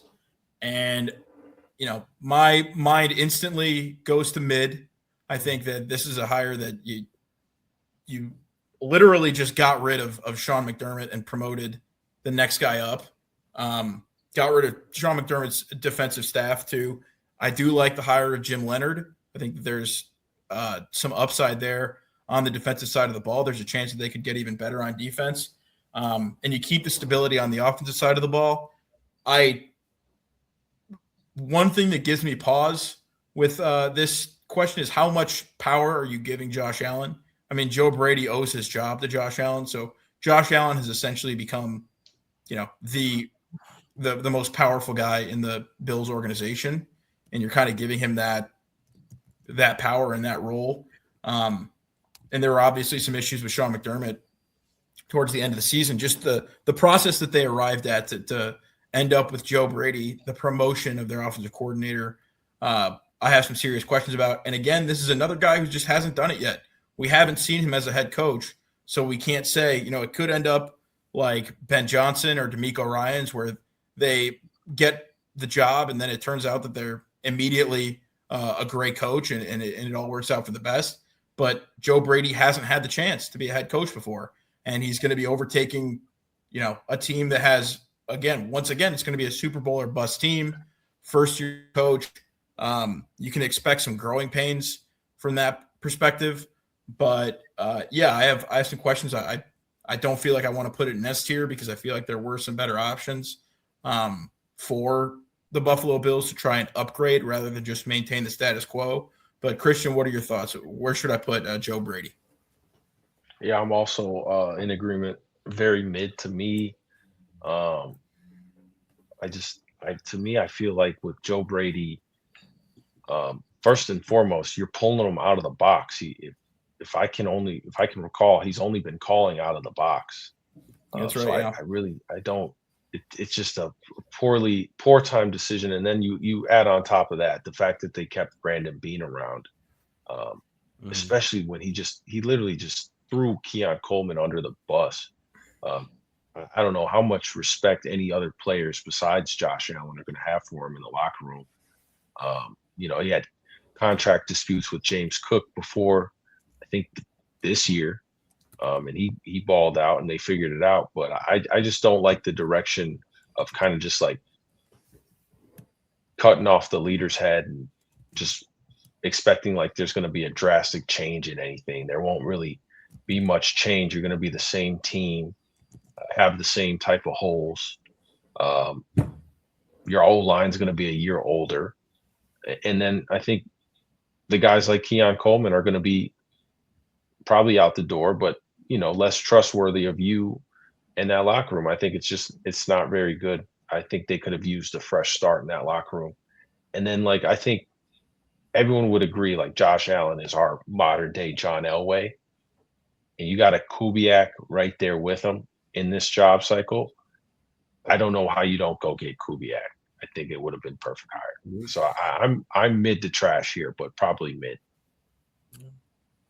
Mike, what are your thoughts on Joe Brady as the as the promotion from offensive coordinator to head coach? Christian and I both landed on mid. Do you have any argument with that? Yeah, no, I mean, I'm right on mid. I just think, and I mean, Christian, I'm right with you. I think Josh Allen has to go into him and tell him what this is the offense I want to run. I feel like there's been clashes between what makes Josh Allen in this offense, the best it can be versus what Joe Brady wants to run. I mean, he's a spread heavy guy. I mean, that's it. It's a kind of a clash just what Josh Allen does and what makes Josh Allen who Josh Allen is. He's got no long-term, even coordinator track record, let alone a head coach track record. The risk, obviously, you made the hire because you think this guy is going to be the guy that maximizes who Josh Allen is. This hire does not tell me, exactly that. I mean, your first time serving as a head coach, if you want to trust Joe Brady, what was with the quick swap? Yes, they did. And let's give Joe Brady credit. I mean, he was running the helm, and the Bills were, top scoring offense under his play calling and everything. Brandon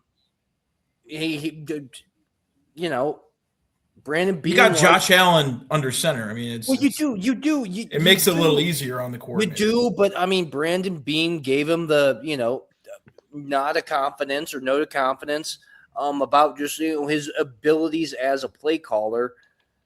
Why you didn't bring in an entire here's where I think it's mid. It's just why do you fire Josh McDermott and not clean house and bring in an entirely new, fresh face, everything, to then start it over with Josh Allen? Yeah.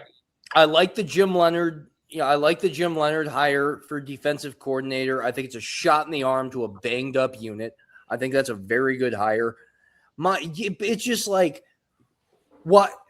Why do you make the Joe Brady hire if you're going to fire Josh McDermott? Or Sean McDermott. Sean McDermott. Yeah.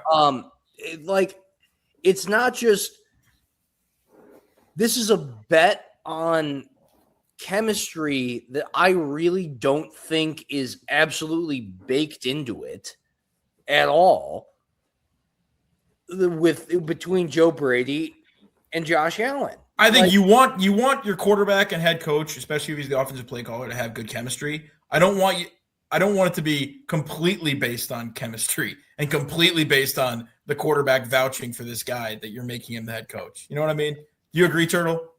Well, there's also high expectations. But let's one last thing. Sorry, You're good, Mike. it's also you didn't just hire Joe Brady. Didn't just get hired for the Browns. You just got thrust into a team that is a game away from the Super Bowl.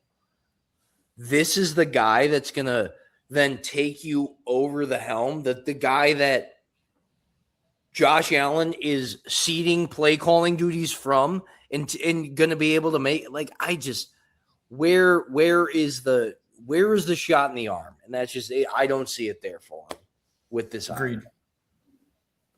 Yeah, I mean, for me, honestly, it's a trash hire. I mean, maybe I first want to deviate from mid, but I think it's a trash hire largely because of some of the reasons you guys mentioned. But the process to get there, really, I think it's more of an indictment of Brandon Beane more than anything.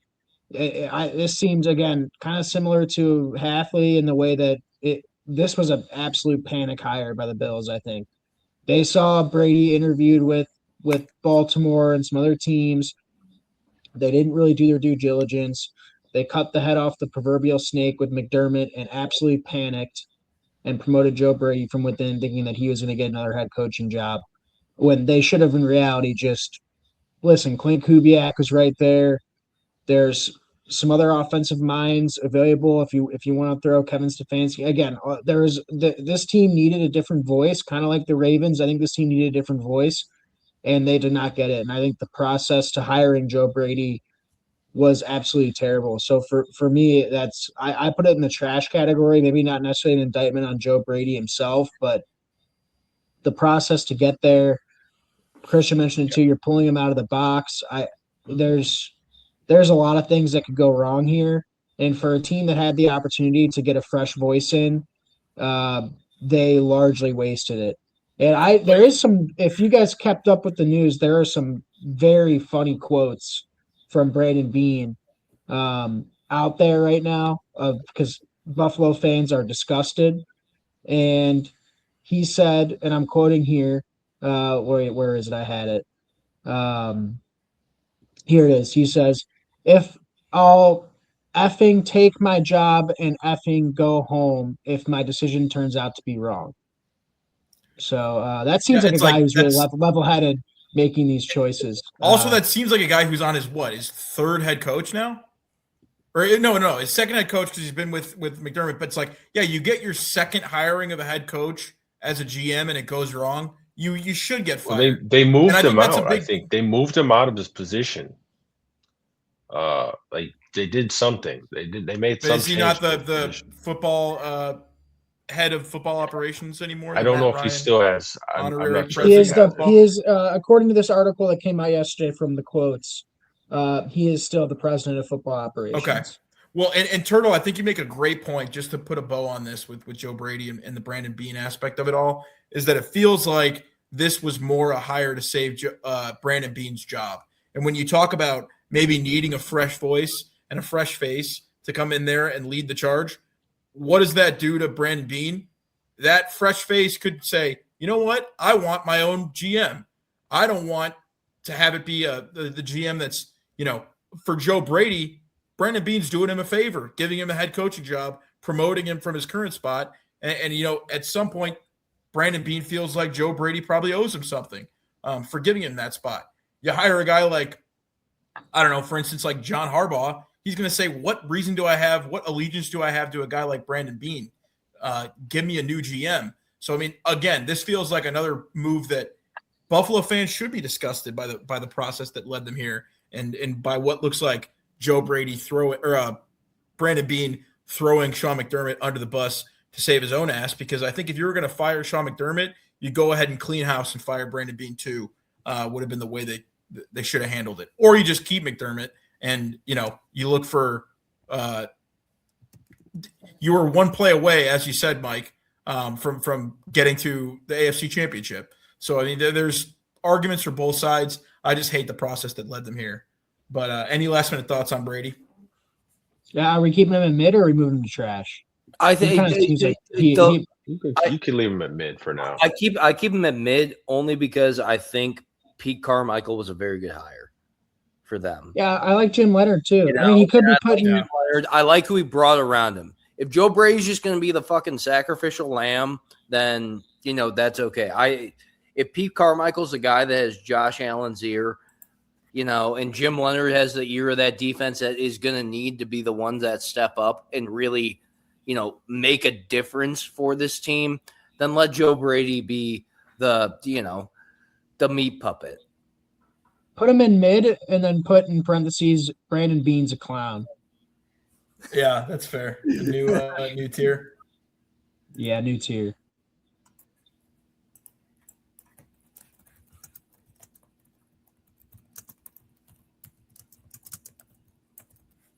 Yep. I think he belongs That's there. Fair. That makes sense. Objectively, Minter's makes sense to me. Slightly better hire. All right, I like that. I like where we're at with our tier list now. Only a couple tiers added. I think they're appropriate. But moving from there, if there aren't any other thoughts on Joe Brady, I think we pretty much put him exactly where he needs to be.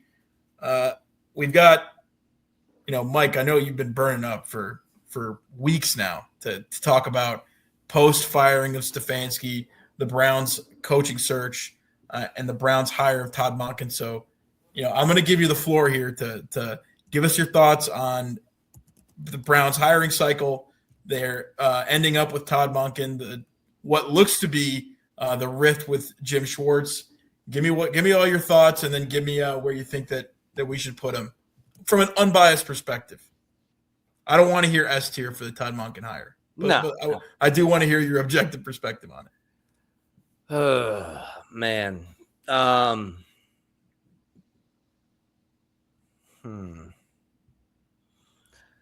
So, where I'm at with Todd Monken, it's just like I told you from the get-go, I was just done with Browns ownership. I was done with Andrew Berry. I was done with Jimmy Haslam. They came in and said, Monken's leadership, his communication skills, his adaptability. That's everything they said about Kevin Stefanski when they brought him in. It's just you're coming into it. He's buddy with Shador. You still have Deshaun Watson on the books. What I like about him is he's worked with diverse passers and known how to, adapt his game to that, which, obviously you have Shador, you have Deshaun Watson, you have Dylan Gabriel. It's three completely different styles. He's going to take over the play calling duties. What if he's a man? He's quarterback friendly. He likes to, you don't sound particularly enthused. I'm not particularly enthused. I mean, you talk about what will bring in quote unquote, because everything is quote unquote dynamic play calling. What is that going to look like? And what throws it all into a tizzy, Pat, is what's going to happen with Jim Schwartz. And exactly. Are we going to completely lose the defensive play calling? I mean, he said he wants Jim Schwartz to be there if he wants to be there, basically. I guess the question I should have asked you too, that I can interject and ask you now is, who would you rather have as the head coach of the Cleveland Browns, Jim Schwartz or Ed Monken? Yeah. Or Todd Monken? Yeah.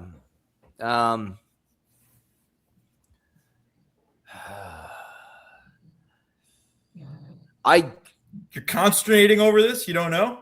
Well, I guess for what we need to happen is Todd Monken, because what we needed to happen. We need the Browns defense to go back to shit, apparently. No, well, because no, it's not even that. This defense is going to be okay under anybody's scheme. I mean, I'm not worried about losing Jim Schwartz in this defense going from the best in the league to the worst in the league. That's one big thing I want to get hammered in. Jim Schwartz may have called the plays, but when you have Myles Garrett, your plays don't really matter too much when everything gets blown up. We have questions. We have questions on that side of the ball. We had injuries. What is going to happen? We do have some young players. I don't think Jim Schwartz would have absolutely turned the needle for me. I think he would have been maybe, but Brandon Beane is a clown. He would have been maybe, but Jimmy Haslam's a clown. I think you needed Monken to come in, because what is going to happen? Because he's already met with Deshaun Watson. He's already met with Shador Sanders. What is going to happen on there? What I think this does for us is it gives us a little bit of adaptability to go from this is my scheme to let's mold this around the playmaker who's going to have the ball in his hands. I think that is the one redeeming quality for him. It's quarterback friendly, which I think Stefanski, to his detriment, was not, especially with the Browns. I mean, we didn't have the playmakers on there. It's not. I mean, you're not inheriting a great situation. Is really what you're trying to balance with bringing on Todd Monken. But I mean, let's not forget he's the guy that molded Mike Evans into what he became as a wide receiver one. He brought Chris Godwin on when he was a play caller for the Buccaneers. Zay Flowers became what he became. Rashad Bateman was there, and then at Georgia, he had George Pickens. His strongest asset is QB evaluation, which is going to be put to the absolute test with, I think he's going to, I want Deshaun to play another. I want Deshaun to be the quarterback going into this year because we're paying him so much money. I don't think he may not play another snap for the Browns. And that's what I'm having to come to deal with about it. If he wants to be the guy that thinks he can develop Shedeur Sanders, maybe he can develop him. He's not the long-term answer. There's no long-term answer to the Browns right now, is really the big thing. I'm not jazzed about the hire. I'd love to call him mid. If we can win 7 games with this defense, keep it there. I don't think he's an absolute. I don't think we just turned the key on the offense because there's too many questions. We don't have the O-line. We have an aging O-line and an injured O-line. Who's running the ball for us? Quinshon Judkins, who's going to be coming off an injury. I think Njoku's probably going to get traded. It's not free agent. Free agent. Yeah, and we're not going to re-sign him. And if we do, it's going to be an entire cap hit on top of what we already have. His best stuff he has is QB evaluation and growth. I mean, we saw what he did in Georgia. Things can happen. I just don't – it doesn't move the needle for me. If you can tell me where the roadmap is with the current Browns roster under Todd Monken for the next 3 years to where we're competitive in the division, I just think it's going to have to be a roster overhaul to be able to get the cap space and then rebuild the entire roster. I don't think Todd Monken gets fired in the first year. Absolutely not. I think he's here for 3 years, but I think the 3 years, what are you going to be able to do? That's when we're going to see a lot more of it because, it's just a broken team at this point. Outside of just having the defense that you have. And, Todd Monken got brought in to revitalize this offense. There's so many question marks, when it comes to quarterback. If his best thing is QB evaluation and growth, all I can hope for is that Shedeur Sanders is within the top 15 for quarterbacks and we can bring in some weapons around. My God. That's just... Do you have anything better? They got to draft the quarterback. I think the quarterback for the Todd Monken, if there's a version of the Todd Monken Browns that win, I don't think that quarterback's on the roster yet. No. Yeah. And I just that's why I have I'd love to put him in mid, but there's way too many questions because he has done, good things. I lean bad hire because I figured I wanted us to go Davis Webb or Shieldhouse. But, you're talking about the guy who called the plays for Lamar Jackson when he won the MVP in 2019. It's not terrible. It's just Is he going to be able to fix the offense is the major question, because that's what you brought him in for. And you brought him in for leadership. He's going to take over the play calling duties on offense, which I think will be, refreshing from Tommy Rees and Stefanski. Stefanski cleared house with all his guys. And then what hits me is, this is why I have such a problem with it, is because there's such a rift with him and Jim Schwartz. And he just coached the best defense in the league for a team that won 5 games. Like, it's just, Shador spoke positively about him. That's what we got to take from it. Age, fit, is Monken the best candidate? Absolutely not, but it was there. How is he going to handle the QB room is the biggest question. I can't put him above. I can't put him above mid, and I don't want to put him at trash. But you guys just be jackals. I mean, I'll take it over. I mean, you could put a slash next to Brandon Beane and just say that Andrew Barry is also a clown, because the way that they were apparently doing this head coaching hire, they were making coaches take questionnaires. They were doing some weird stuff. Apparently, people didn't want to interview with the Browns. You could just go Bean / Barry. I think that's good for the – just good. Yeah, that's good.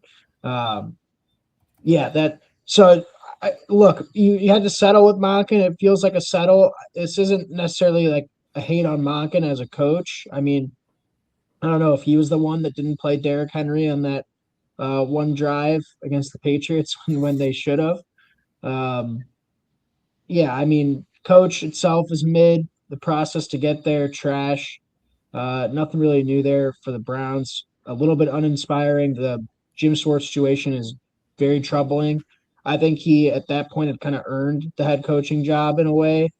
And I think what made Jim Schwartz so mad was they took Jim Schwartz all the way to as one of the final candidates, and then decided not to give him the job. When honestly, you could have just cut him loose and let him interview elsewhere early on in the process. So they in some ways sandbagged him. And I think the process to get to Monken was poor. The actual hiring, look, I think at the end of the day, you needed an offensive head coach to try to get that side of the ball fixed. Yeah. He clearly wasn't the best candidate for that sort of job, I guess. So, he wasn't the best offensive mind out there that you could have gotten.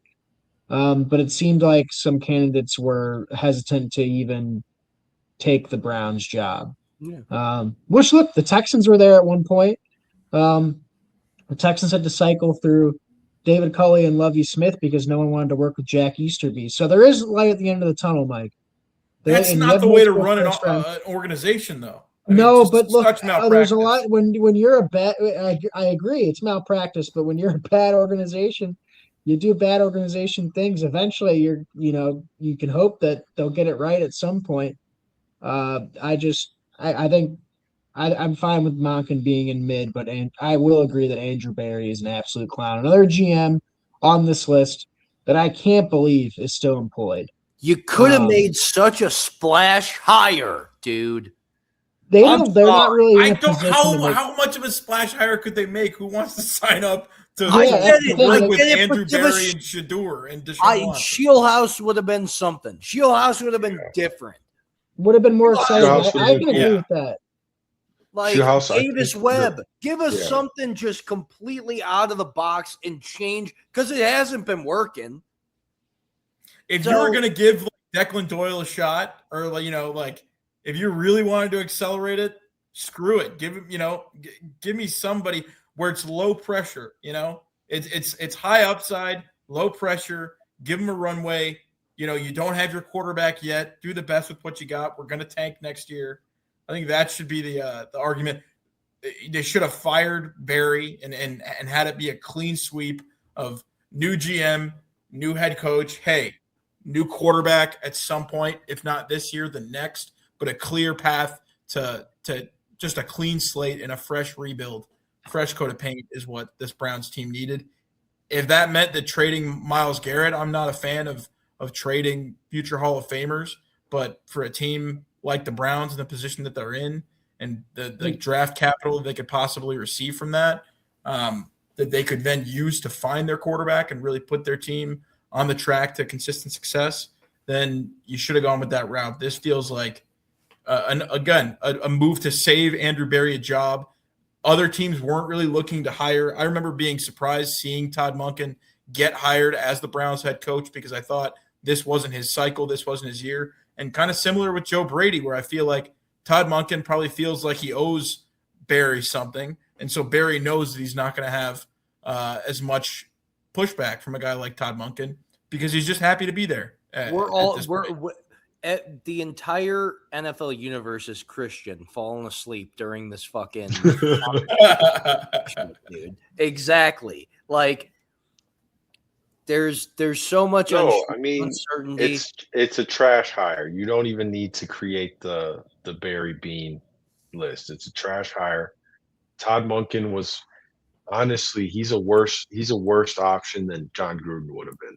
You could have I would have legitimately liked John Gruden more than him. And then, like, he's a pass-first offensive coordinator. It feels like that's when he has the most success. They have no O-line. I will say I still believe in this idea that if you can get me elite wide receivers, say, for instance, Carnell Tate and, like, Jeremiah Smith, I feel like you can do something with this group. But until then, it's over. This group? Yes, all you got to do is add a wide receiver in this group? So they're going to add a wide receiver and they're going to get a tackle. That's what they're going to do in the first round, day one, Pat. And when do they address QB? Again, what did I say? You don't need to draft a QB if you get wide receiver 1 and wide receiver 2 in the next 2 years. So who's the quarterback? That's the grand mystery. Who's QB? It could be whoever. D-Watt, it could be Shador. Okay. It doesn't matter. Or whoever a quarterback. All right, again, you're the Jalen Hurts man. I'm going to pull up Jalen Hurts on your ass. Jalen Hurts man. I'm going to call you the Jalen Hurts man from here on out. You're the Jalen Hurts guy. You're the guy that's like, oh, you can win with whoever quarterback. You can win with replacement you can. You can. I love it. And you think Jalen Hurts is a good quarterback because he's winning Super Bowls. What is this argument now? You're putting me. You won a Super Bowl about 8 games before I gave that take that Jalen Hurts isn't a bad quarterback. And yeah, he didn't look great towards the end of the year this past year. Can't believe you're making me. This is such a straw man. Oh my God! There's only 32 I asked jobs about the Browns quarterback, and you bring up Jalen Hurts. There's only 32 jobs, Pat. There's only 32 jobs in the NFL. You can find a capable quarterback. It's not that hard. It's not that difficult. Oh, okay. It takes a team. That's the classic David Culley line, which I hope Monken already had his presser. I haven't watched it yet. But I was really hoping he'd go up there and he'd pull the David Culley and say, there's only 32 of these jobs in the world, and I'm just swell and happy that I took this one. He might as well have said that. Because it's only one of 32. He's also had, let's not forget, Tom Monken has had some bad play calls in high-pressure situations. Oh, yeah. I mean, that one not that we're gonna be in any. Yeah, but complimentary football, right, Mike? You're exactly. Right. The complimentary because that's what killed you guys this year. It's not there. Where does it happen, dude? Like they weren't a good. He had Derrick Henry running in the red zone, and they could not score in the red zone last year. Like you talk about quarterback inefficiencies when you have Lamar Jackson. And now you're going to throw in Shador Sanders or Deshaun Watson coming off the Achilles. Like, what is going to happen in this next year? It's just, he doesn't leverage a good, an O-line that runs on a run-heavy scheme that had been set up for Quinshon Judkins, who got injured, who is going to be coming off his own injury. QB fit. Deshaun Watson's going to need it dumbed down to like the nth degree. Then we're going to have second-year Shador Sanders coming in with a Todd Monken offense. There's just post-injury. This feels like a David Culley. This feels like a David Culley situation. It does. You guys are going to go 4-12 next year. You're going to fire Monken again because Haslam is And then Haslam we'll is a draft Jeremiah Smith, and then we'll be right back here with a shit O-line and no QB. Great. Haslam will pay out Monken on his You're contract. going He to get does an not care at OT. this You're going to point. get an offensive tackle at 24. You're going to get Carnell Tate or Jordan Tyson at 6. You're going to get another offensive lineman at 38. Calling it You're now. bouncing around the draft. You 24 to 6 to 38. And I get what it. you say, offensive tackle, Carnell Tate, offensive tackle was the Can you tell me, Yes. can anyone tell me and sit here on the Bulletin Board Sports Podcast and say that Todd Monken is going to be able to maximize the offensive capabilities of a limited offense like we have? No.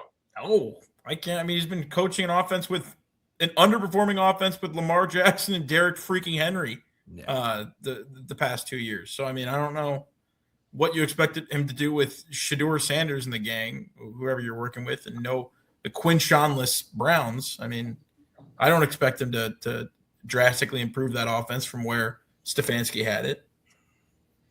And exactly why I think this is honestly a step down from Kevin Stefanski at this point. But, you know, we just are where we're at. We just are where we're at. Look where we're at with the tier list right now. I mean, I told you guys we didn't need to fire Kevin Stefanski. We fired Kevin Stefanski. We should have fired Andrew Berry. And all right, on to LaFleur. all right, we have permission to move on from the Browns and Todd Monken at this point. I mean, am I crazy? Well, no, of course not. No. I mean, I think you're crazy if you have Mike LaFleur anywhere but trash. I think I could put him in trash before we even start talking. I think that would be the only thing that would make you crazy if you think that he's mid, because this has got to be the worst hire of the cycle, in my opinion, even worse than McCarthy, worse than Hafley. I almost want to make my own tier that's just Mike LaFleur. It's spelled wrong by this person who made this. I mean, are we opposed to me just making a Mike LaFleur tier? No, here? make it the Bidwells. Make it the Bidwells. All right. It's Bidwell. It's not Bidwill, right? I think it might be Bidwill, but let me check. Okay. I think it's Bidwell. What does that mean? Am I dumb for asking that? The owner of the Bidwill Cardinals? It's the Bidwill. Oh, Bidwill family. okay. Bidwill. We'll just do Bidwill's a clown. Bidwill. Sure. All right, fair enough. Because this I don't know how much needs to be said. This feels like the ultimate. Matt LaFleur is your brother, and you spent a year coaching with Sean McVay. Just hire you because of who you know. Head coaching job. And this was another job that I feel like nobody wanted it. Nobody of all the jobs available, I think that the Browns job was better. I think the Dolphins job arguably is better just based on the fact that you have a clear path to at least tank for the Dolphins. For this, you're stuck with the Kyler Murray contract. You don't really know where the team wants to go on the offensive side of the ball, and you pretty much just say, we have Trey McBride, and that's the job interview. That's the only reason that Mike LaFleur would take this job. You have an underperforming Marvin Harrison Jr. Maybe he can get something out of him, but this just feels like bad job in Arizona, bad process making him the last hired coach, which means that he's going to be picking over the leftovers from all these other coaches who have already built their staffs when they were hired early. I think that was an underrated reason that the Jonathan Gannon hire really flopped the way it did, was because they hired him last too. And he ends up with a staff of secondhand guys that had already been passed over. So you're going to end up with the same issue with Mike LaFleur here. And I don't really understand what his track record is supposed to be. He was a play caller with the Jets. That went horribly. He has been, I guess, getting Sean McVay's coffee, and that's good enough to make him the head coach of the Arizona Cardinals. I don't get it. I think it's a trash hire. I don't know how much needs to be said on it. Is there any argument for not having Mike LaFleur in his own tier below trash? Going once, going twice. All right, I want to hear from each of you why this is trash, and try to not recycle the same arguments as me. It's going to be difficult because there's just not even that much to say about this guy. But Turtle, let's hear it. I don't know. I mean, bad job with the Jets. Goes to the Sean McVay car wash. Comes out with the head coaching job. I will say I read some Cardinals beat writer stuff. They said that he works closely with Sean McVay on red zone install and install early in the week. I think that was like the best thing I could get out of it.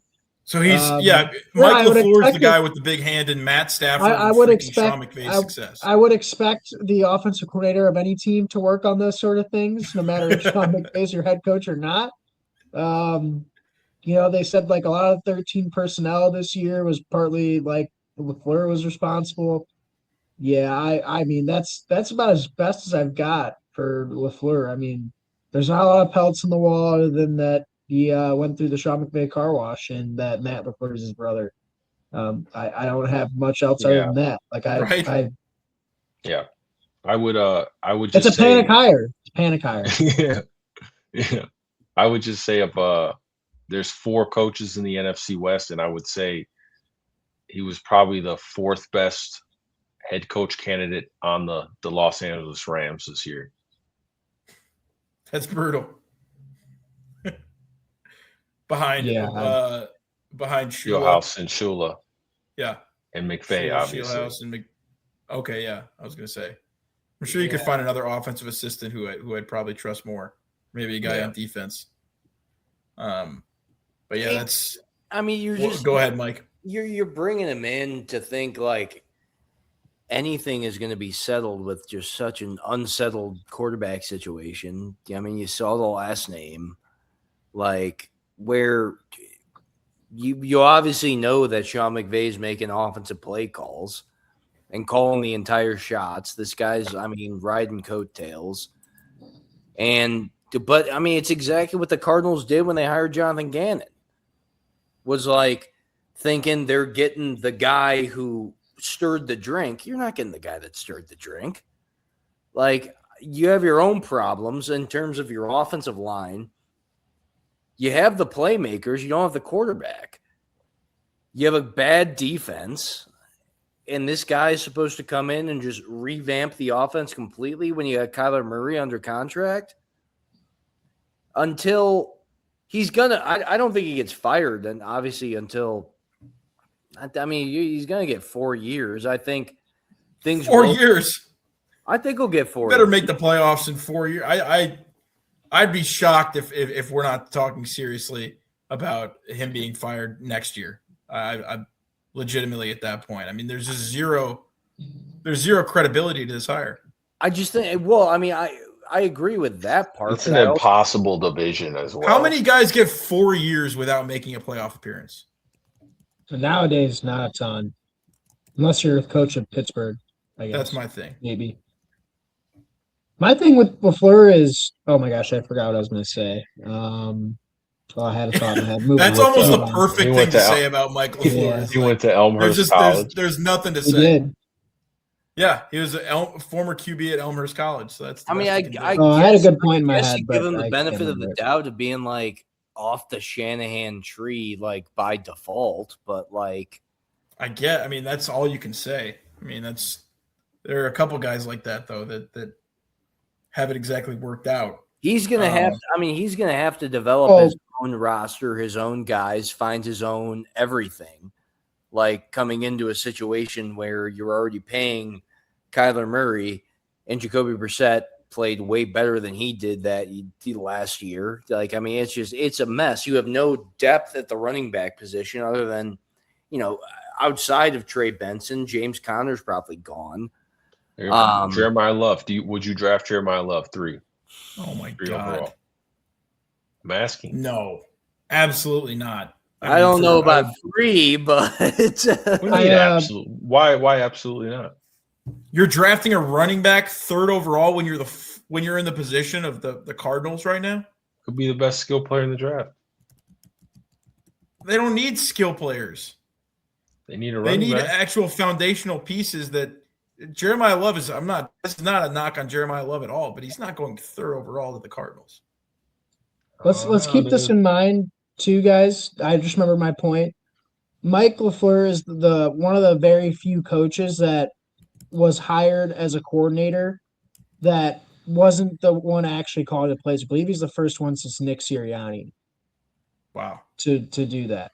I guess Nick Sirianni could be his best case scenario without the whole shenanigans, but yeah, You don't have Howie Roseman building that roster for you. no, and Vic Fangio walking through that door. No. This guy also has the stink of that Jets tenure on him too. Like, I mean, coaching in 21 and 22, dude. Like, it's not a lot of talent on those teams, but I largely agree. Yeah, I didn't maximize the talent that was there. I'll be shocked if he's the head coach in 2028. I give him 2 years tops.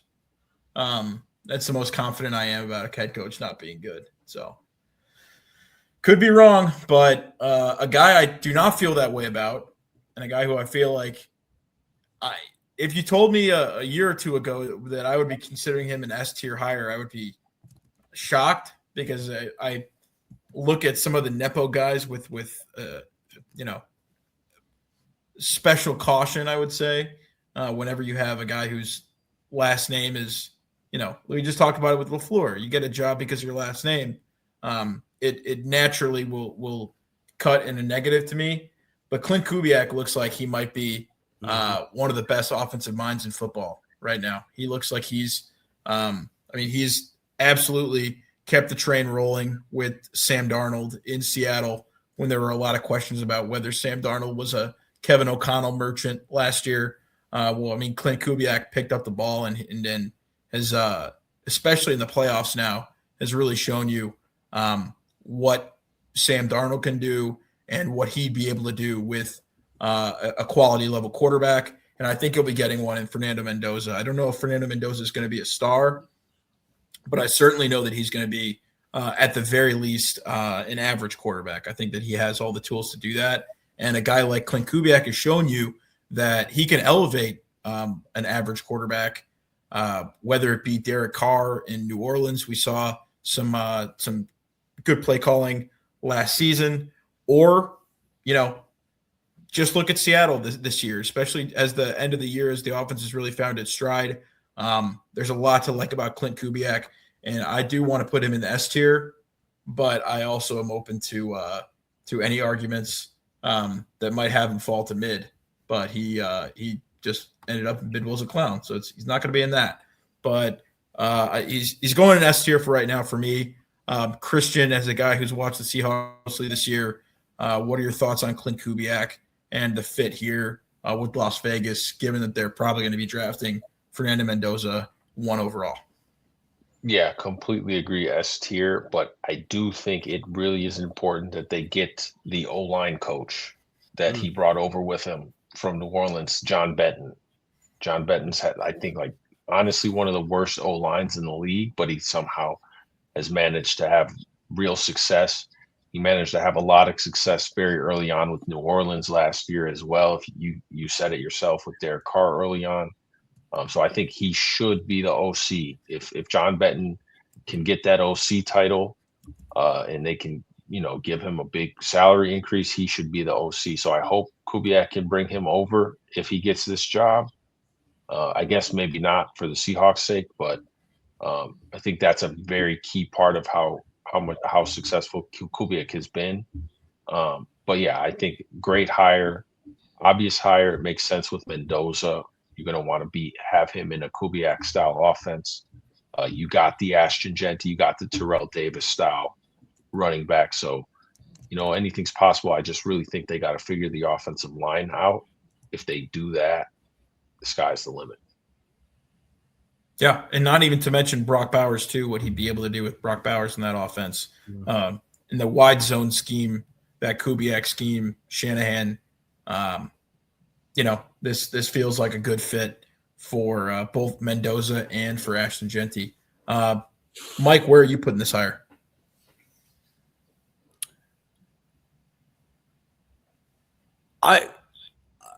I think with John Benton coming over with him, honestly, what Christian said, like I like it in the S, just especially because you're going to be absolutely ripping everything apart with what that Raiders O-line was in terms of, yeah, I mean, you talk about what was the absolute detriment. I mean, it wasn't just Geno Smith. It was Ashton Genty not being able to create any explosive plays.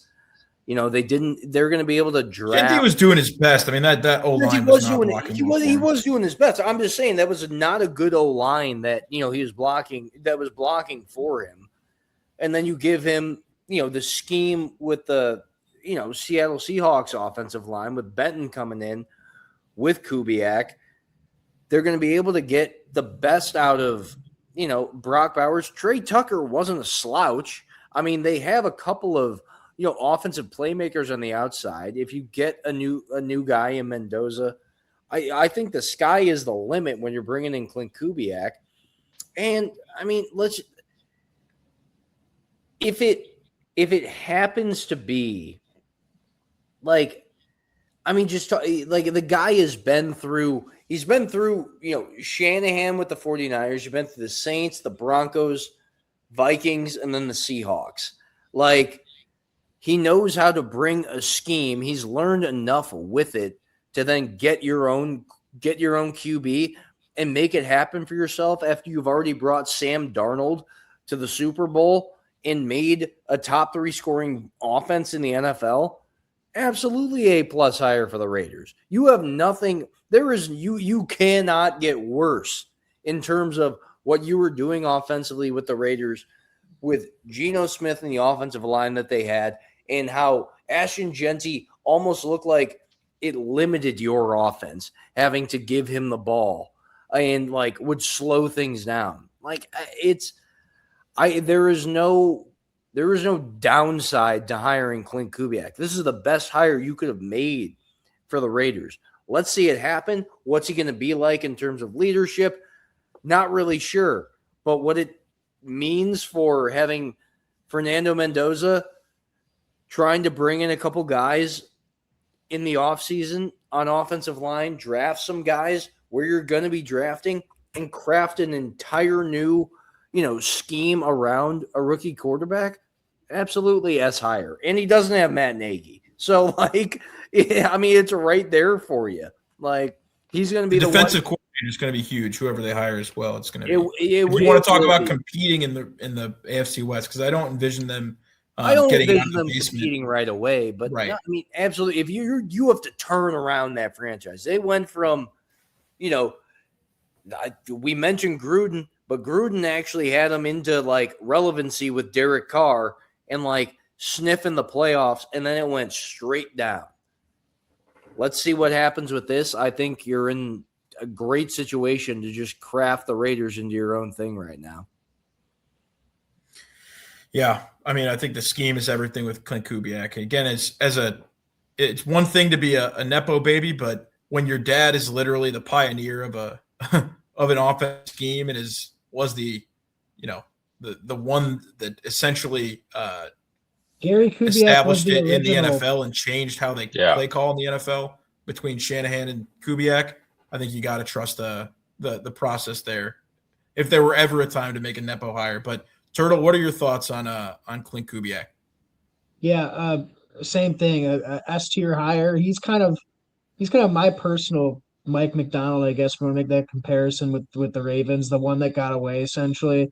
I don't know what this season would have looked like if Clint Kubiak was the Texans OC instead of Nick Caley, but boy, it probably would have been a little bit different for the Texans than how it played out. So, look, S tier hire. His dad was a great coach for the Texans. And yeah, we talk about the nepotism, but I think Clint Kubiak's an outstanding play caller. Mike, you mentioned the leadership aspect that we don't know much about. I think we'll find that out as he goes through his head coaching tenure. But you talk about what the Raiders did, matching up a young offensive mind as their head coach with what is soon to be a young rookie play call or rookie quarterback. That's textbook. And I think Clint Kubiak feels like the first, like the coordinator of this cycle that, what Ben Johnson was last year and what DeMeco Ryans was the year before, just like the the slam dunk coordinator that, whichever team hired him was going to get an A because was the best available coordinator that was going to be a head coach. And that's that Clint Kubiak is this year's version of that. I mean, even if you look at our tier list, Clint Kubiak's the only coordinator that's in the S tier. I think that says a lot about him. And yeah, slam dunk. I mean, he's the Ben Johnson of this cycle. He'll have the Raiders do have roster holes, but they've got cap space, high draft capital. Again, they can mold that however they want, and you want a guy with that sort of knowledge of the OG Shanahan scheme, the Kubiak scheme. No one better than that. Very QB friendly. They've got the running back to run that sort of thing. And if you watch the Raiders this year at all, Ashton Genty was being plunged into the abyss of that offensive line straight up the middle. It had to have been like 85% of his carries was between the A and B gaps. And I think that this scheme change actually is going to benefit him, I think, more than what we anticipate. I think the scheme change is going to be great for Genty. They can just fill the offensive line with some more talent. I like where this offense is going. And the Raiders defense was put in some putrid spots last year because of how bad their offense was.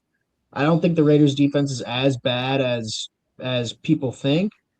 Definitely still needs some talent upgrades, but yeah, I mean there's something building there. I think it's a great hire. I think it's also like because you think back to him when he was coaching the Saints with Derek Carr, and obviously it was just a shit show because Dennis Allen got fired that year, and things just kind of tore apart.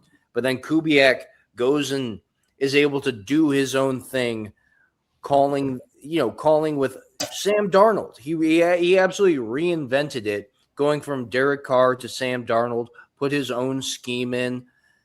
Do I think there are going to be some, learning gaps and, things that he's not going to be, the Raiders aren't going from. Division is brutal. The division is brutal. The Raiders aren't going from where they're picking right now to win in the division next year. But I also think it's a guy who unlocked Sam Darnold, was able to work with Mike McDonald, knows how to work with the head coach, is coming in with that experience, going to take that in. They're going to have the time to be able to make it work. They're going to have the pieces to be able to make it work. He's going to be able to craft his own kind of offense. I think for a long-term hire and what he could become, that's why I got him in S. I wouldn't be expecting him to be, the Raiders to be winning it next year. But, things I think do turn around there.